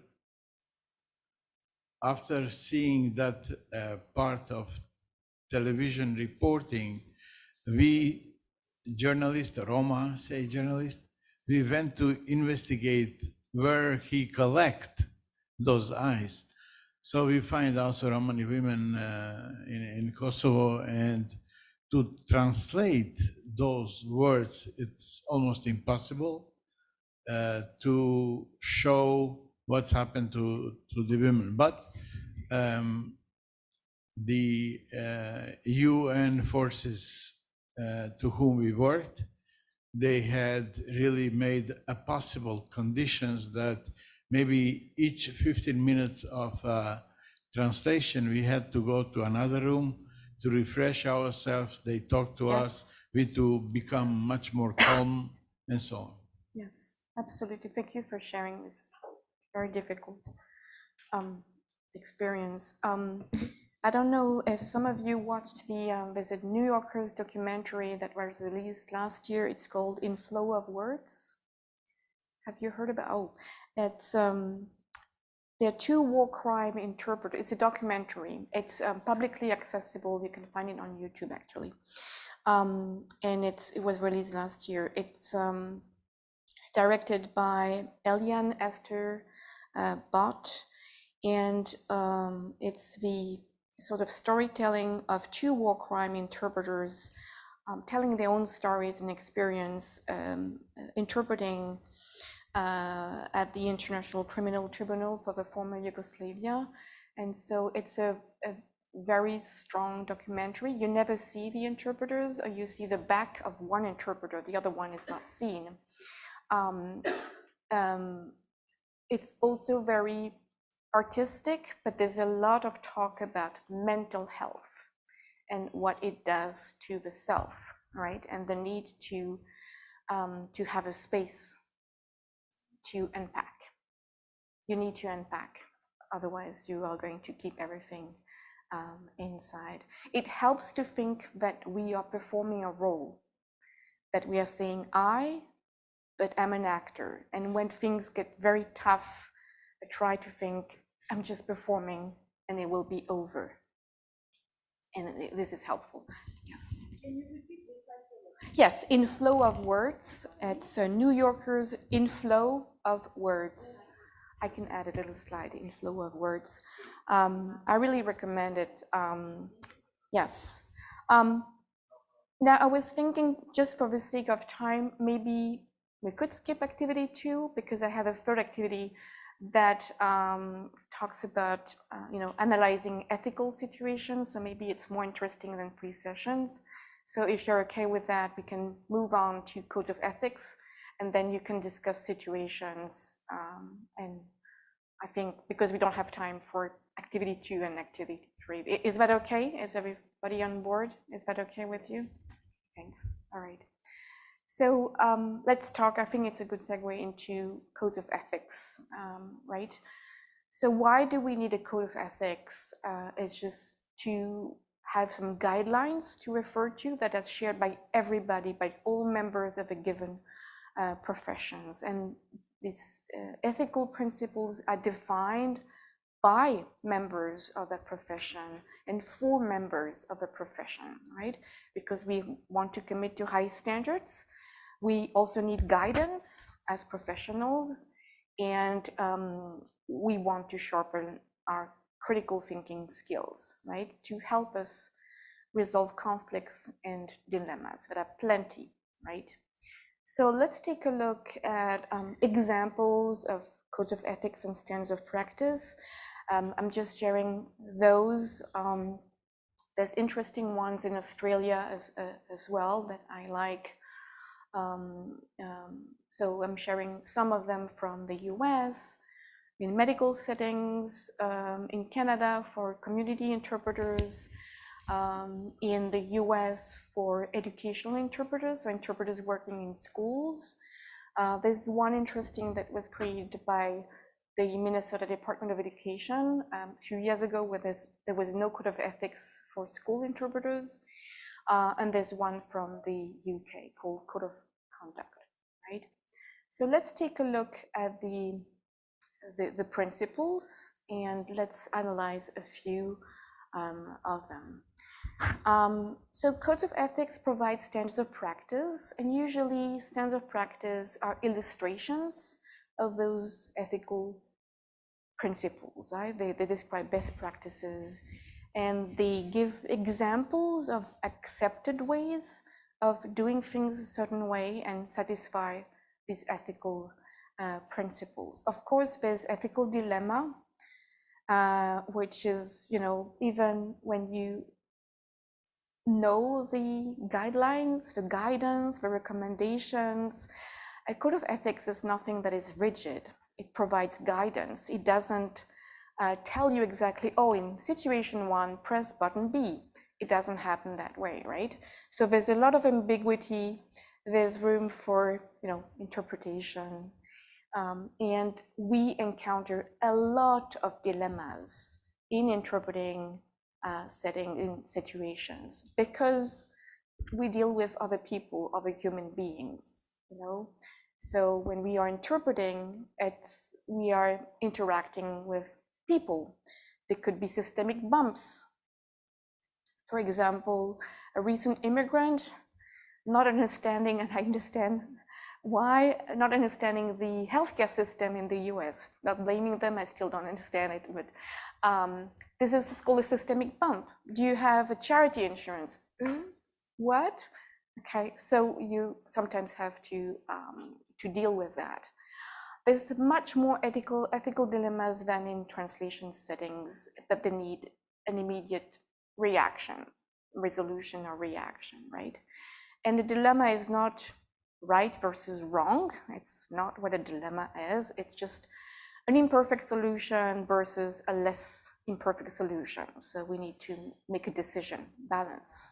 If I do this, it's not great, but if I do that, it's less good, okay? So let's take a look at what those code of ethics cover. Most of the code of ethics in the US and Canada cover those elements, so confidentiality, accuracy, professionalism, professional boundaries, respect, impartiality, cultural awareness, and I will say humility. We need to be humble about what we know and don't know, continuing education, and advocacy.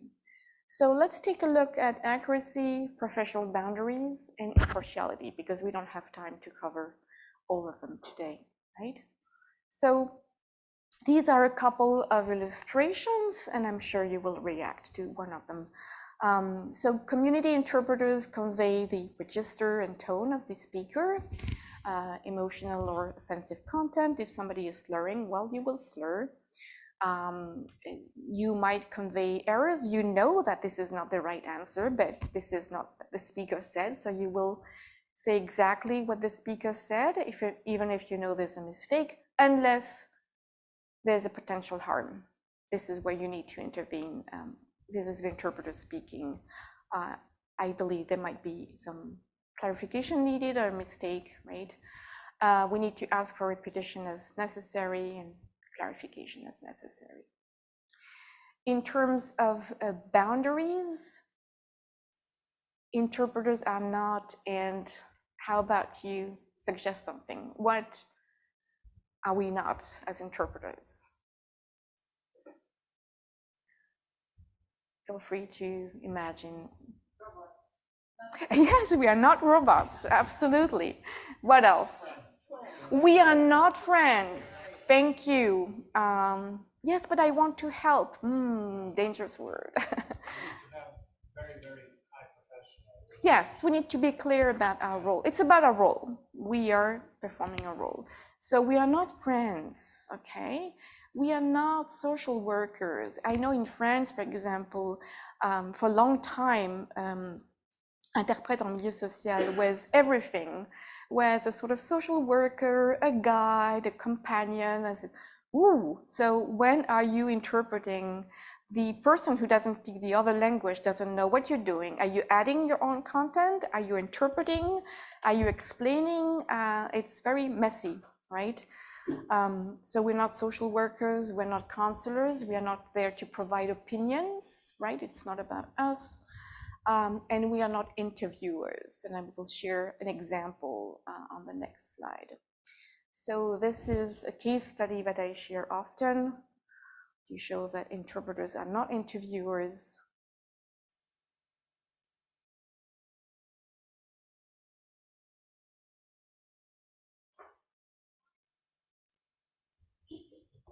So LOTE again is language other than English, right? So where do you see the switch from interpreting to interviewing? Where does it happen?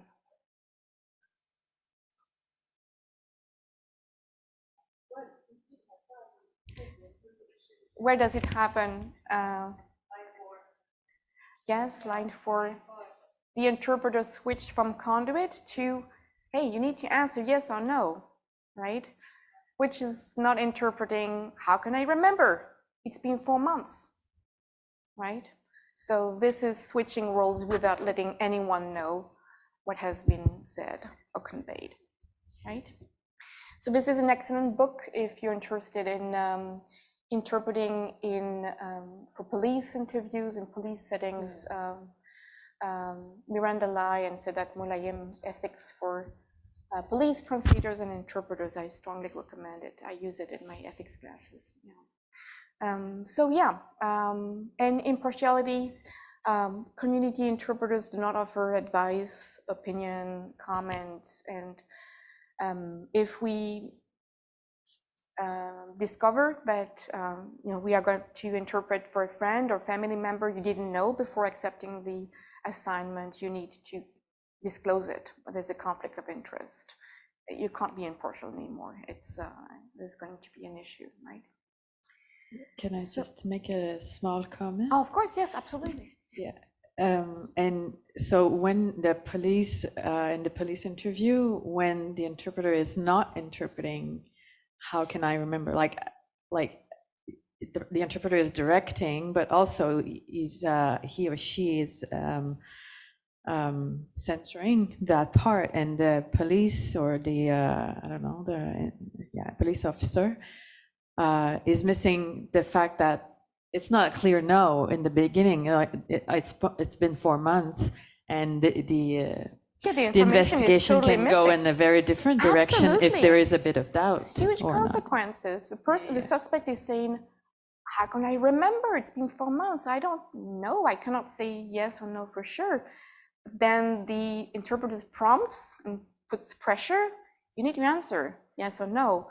And the suspect is saying no. Yeah. And it could go in the totally breach wrong. the trust also between the three of them, because the police is trusting the interpreter that they're going to do integral, and it puts also like kind of double authority on the suspect, because the interpreter is not supposed to be in a position of authority, and it's good. It could go very wrong direction. There's more examples in the book, and some of them are quite fascinating. So yes, absolutely, it's you are taking another role without letting the police officer that you're taking this other role. So it's just a big no here.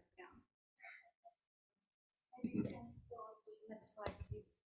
To the next slide. Yeah.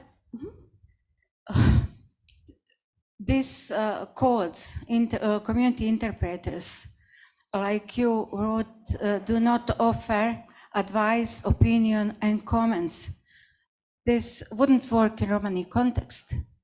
Actually, we have to find a way how to do that, really interpreting in Romani context, because our colleagues like Vamusi, actually he would have, I think, some advices, how is our reality in that way, because you have to do, you at that moment should be a friend, you should be someone who is giving advices, you should be the person who is giving also opinion to a member of your community, because there is lack of all other things, life things that we are going through.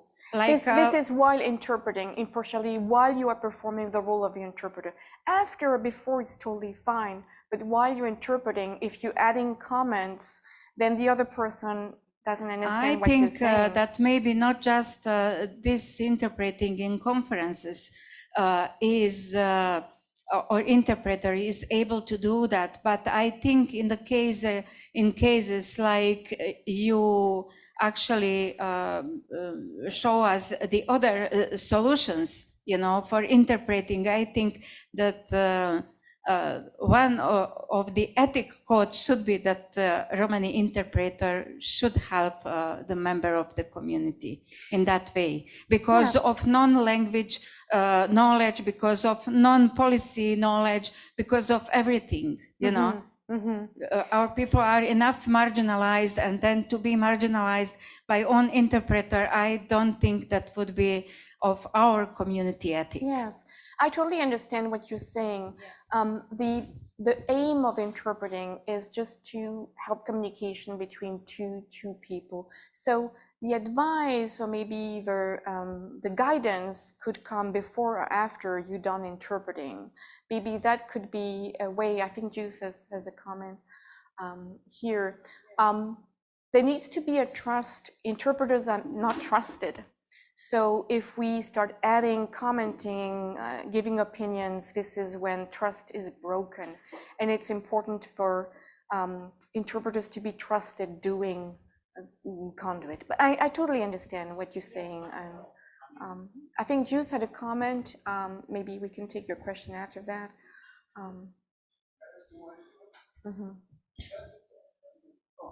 Well, I was going to say I'm glad that Vamosi said that. And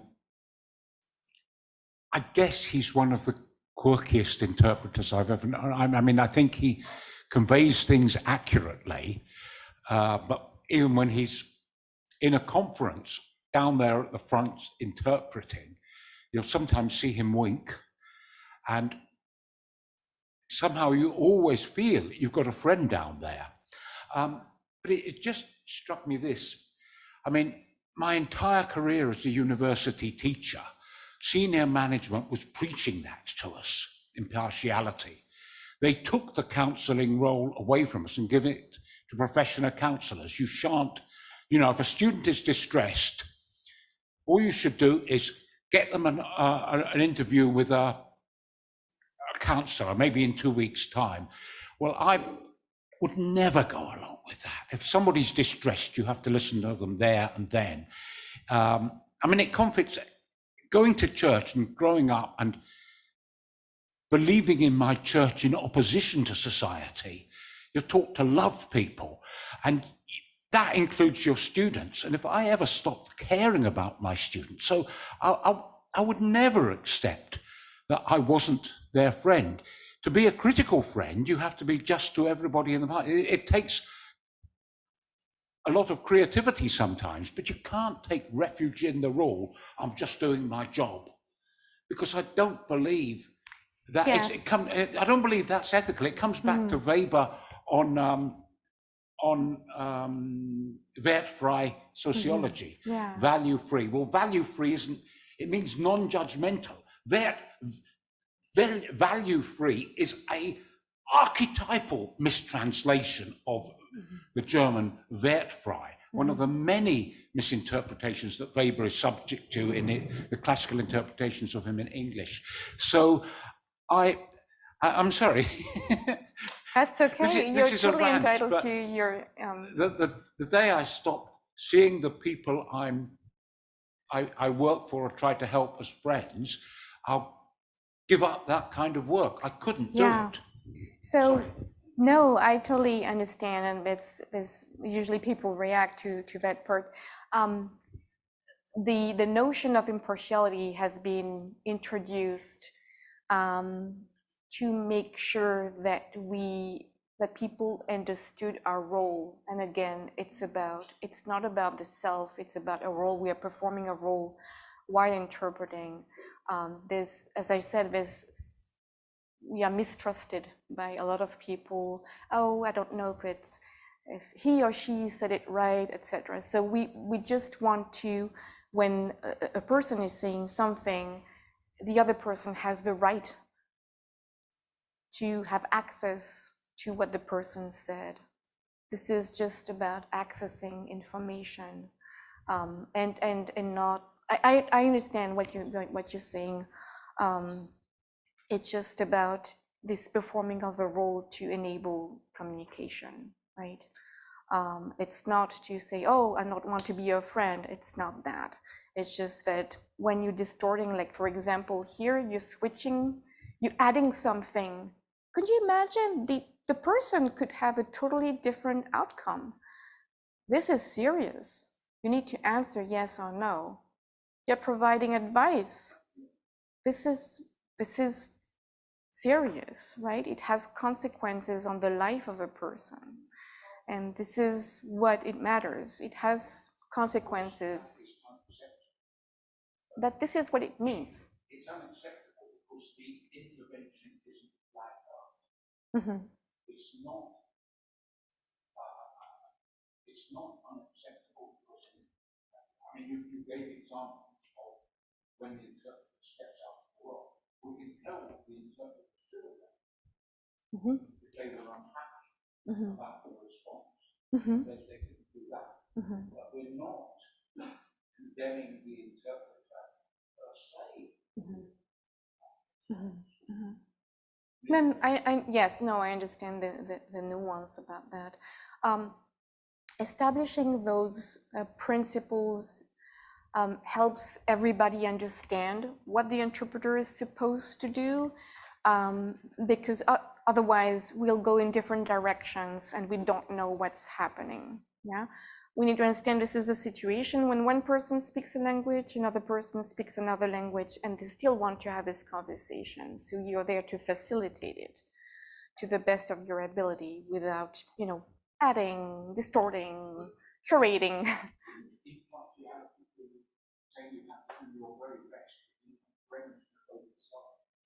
Yes, you could say that. It's a beautiful.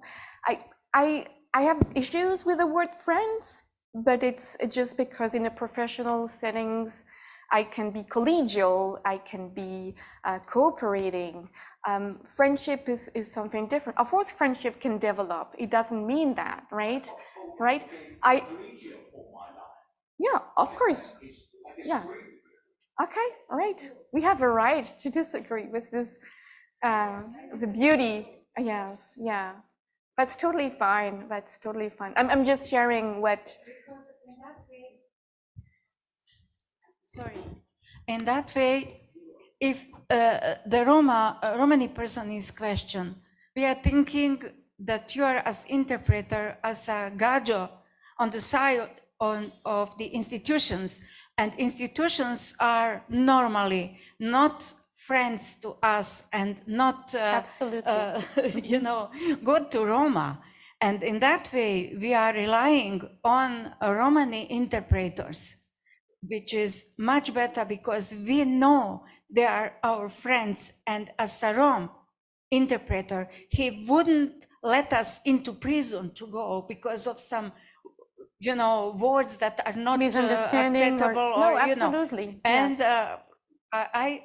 And it is okay, maybe with majority languages, but in the case of Roma, we have to think about the codes in Romani context.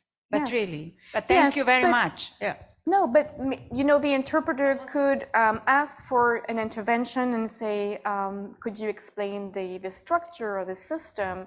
It could be an intervention because communication is not happening, but at least you are transparent. Everybody knows what you're saying. Yeah, thank you very much. I just want us to forget about Romani language and Romani interpreters for a second, and let's just think about interpretation, the role of interpretation and translation, what it is, right? We are there to facilitate, to mediate, to connect, to provide access, right? Now, COVID-19, the global pandemic, was like a global car crash. And we all suffered that car crash, everybody on the planet. And that made all domains and systems reevaluate their goals and the way they operate, right? We needed to come up with new systems, new solutions very quickly. Now, in Manchester, where I come from, there was a consultation, very recently held actually, where the NHS, the National Health Service, decided to consult charities. They said, well, look, man, we're spending a lot of money for interpretation, right? So to have one single appointment where a person needs to have a tooth pulled, we're spending money on 5 different appointments. The interpreter comes and we're not getting too far with the interpreter, right? Because the interpreter is not stepping out of their role. But we don't want to keep spending the money. And the patients are not getting the service and the doctors cannot do their job, right? So what shall we do about this, right? And they consulted charities. And then we had lots of different kinds of charities from different fields. And basically everybody said, well, look, we the charities, we are local organizations. We are in everyday contact with the community, whether that's Romani, Nigerian, Indian, Pakistani, whatever, right? So why don't you use community interpreters from the charity that already work, our activists, right? Our volunteers or our paid staff, yeah? And they can help. And with one single appointment, you can get the access for the family, right? And everything will be sorted with one single appointment. You don't need to spend money for another 5 or 10 appointments and written correspondence, etc., phone calls. So right now in Manchester, they are thinking about building up a system where the NHS will recruit charity staff and volunteers to do the interpretation service, plus the advice, right?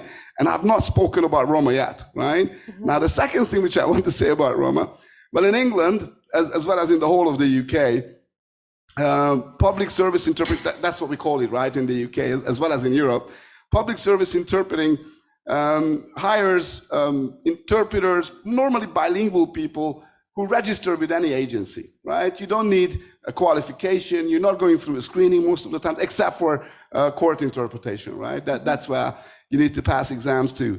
But other than that, you know, anyone who volunteers to be an interpreter will be hired as an interpreter. Now, what happens very often, I saw this in a court. There was a Roma man stood He was the offender. And the interpreter was a white Slovak female, right? And then when she started translating, she was telling to the judge and to everybody else in the court, this mean criminal man is saying. And then she said what the man said, right? So we Romani speakers, we come into that situation very often, right? As an East European in the UK, there's lots of confusion. So if you're a Slovakian, you will often end up with a Romanian interpreter, right? If you're Hungarian, you will get a Slovakian interpreter. And this is because the Romanians, bilingual or trilingual speaker, will say, oh, I speak all three languages. And they've not been screened. And they get recruited, and they're not going to reveal that they don't speak the language because they have no jobs. They're going for the money, right? It's not too much. The community interpreting in the UK is £25 an hour, right? Or £30 an hour if you're better, or £40, right? But that's very, very high then. I charge £50 by the way. It is a huge issue, right, for Romani speakers, because anti-Gypsyism is just so widespread and so much present everywhere, not just the NHS staff, but the patients, the other patients as well. I will be impatient to the Romani-speaking patient. Thank you. Thank you very much.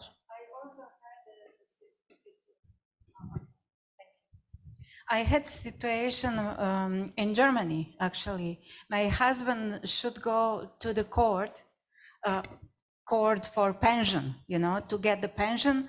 And we went there and we applied for translator, for interpreter. In Bosnian, what was happening, they brought a young guy who speaks Croatian, this new Croatian language. And then I was there with a lawyer, with my husband, and they started to ask my husband several questions to answer, and he is answering in Bosnian, and the young guy is interpreting in Croatia. It was terrible.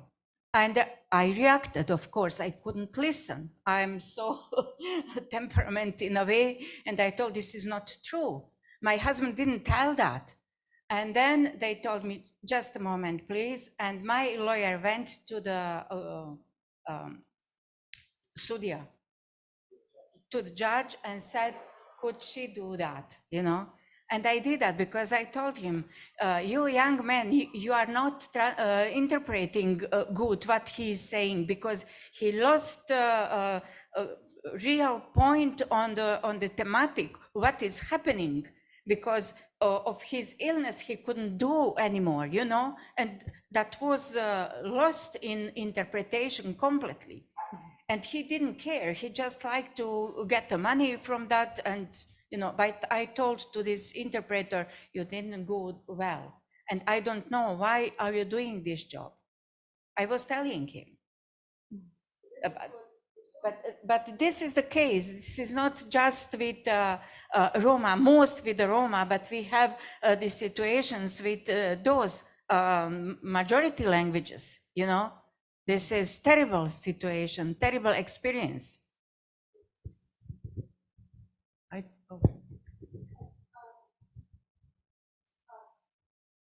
Just make this a quick question that kind of adds on, and I asked this question to you, I think on the first day, Juice, but something that I live in Norway now, and when I work in translation settings, the Norwegian government has a policy that when you're interpreting, translating, you have to translate everything into the language. You can't, use loan words. So what people do is they make up words. Like for COVID-19 in Sami, we didn't say COVID, SARS or anything. We made up a term for stay-at-home virus, and then no one understood what we were talking about. Same thing when I was with the Rotipa, which is the Skandu Romani Vandria travelers. We were facing the same kind of problem when we were trying to create, public health, different kind of announcements, which is that knowledge system is just not in the language. So how do you translate it when perhaps a person would better understand the scientific term in a majority language?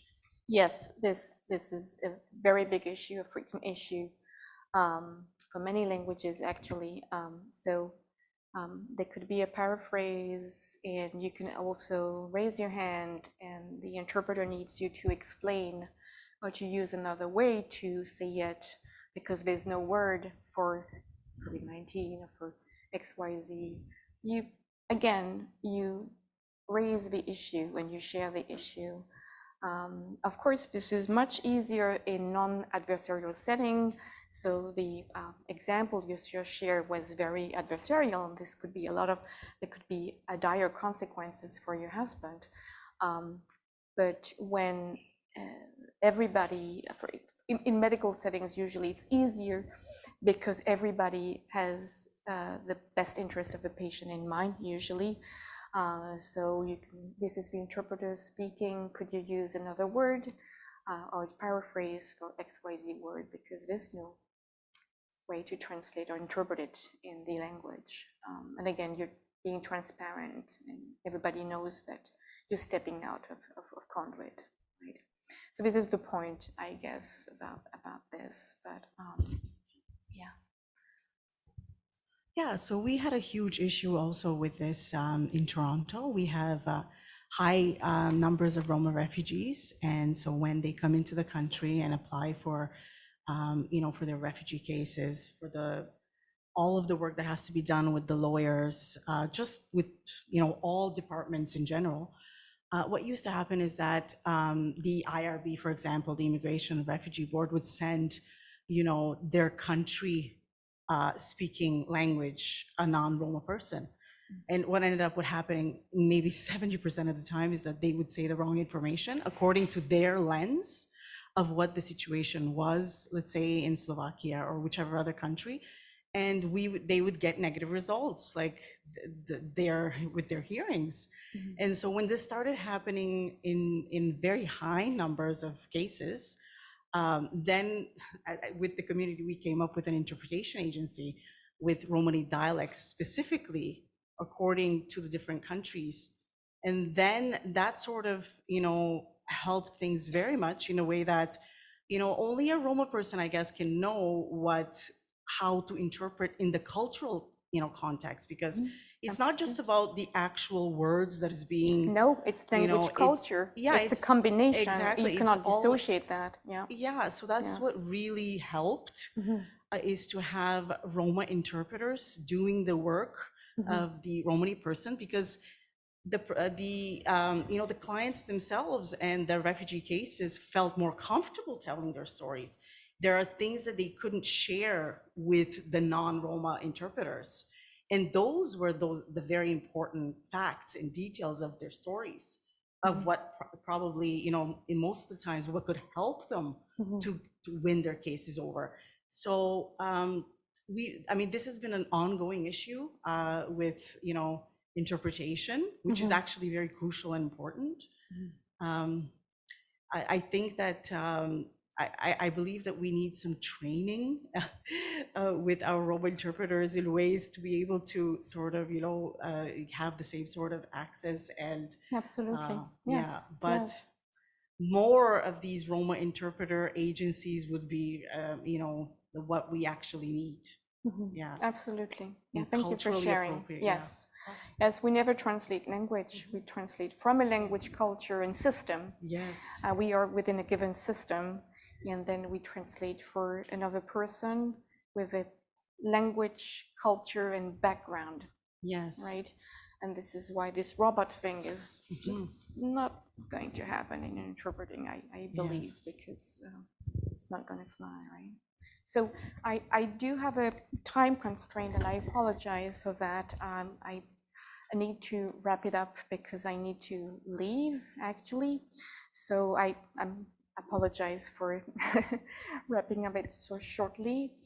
We're not going to do the activity, but I'm going to leave the handout with you. So if you want to take a look at just doing it maybe later. Interpreting is a very complicated activity, right? One thing we need to understand as interpreters and as non-interpreters is that all participants have a role to play and contribute to meaning making. We put a lot of pressure on interpreters. The success depends on the interpreter, not only, right? So it's like, well, like in a dance, setting, all partners must know the steps and agree which dance they will perform. This is why I'm always talking about the role and making clear what role we are going to perform. If we're switching role, just make it clear that we are switching hats, right? And usually the role of the interpreter is highlighted, right? But the importance of other participants is neglected. So there's so much we can do. We're not magicians, right? Sometimes I see us like jump and the ring is on fire, like, and said, do this, do that. No, but I can't do this and I can't do that. We're not magicians. And there's a lot of pressure. There's a lot of expectations. We also need to convey as interpreters, I'm sorry, I need to decline because of X, Y, Z. Just to protect ourselves, and also because there are things we cannot do, right? We're asked to do X, Y, Z things at the same time and do this and do that, and it becomes very confusing and very messy. This is why I talked a lot about performing a specific role. As I said, the slides are uploaded to Moodle, so you have access to the slides. You can explore the types of certifications that exist. There's some in Canada, some in the United States. I think Debbie was interested in having information about existing certifications. So there's 2 national certifications for medical interpreters, for example, in the US. There's other certifications available in other countries. So I took a look at what's going on in Europe. There's a brand new network for public service interpreting and translation, of course, in Brussels. So you can take a look. I think it's pretty new. They have some initiatives. They also have started a list of public service interpreting trainings offered in Europe. There's some online trainings offered for community interpreters and medical interpreters in the United States. Online, language neutral, meaning that, not language neutral, in English, sorry, but catering for all languages if you're interested in just exploring.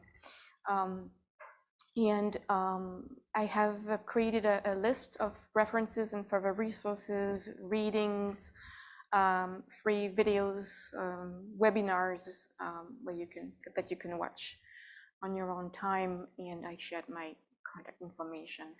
So, and I'm sorry, I have this time constraint, so I need to wrap it up. I need to go back to my family for specific reasons. So thank you so much for letting me share this with you. I wish I had more time to engage in conversations and learn from all of you. So have a wonderful rest of the week, and thank you so much for listening.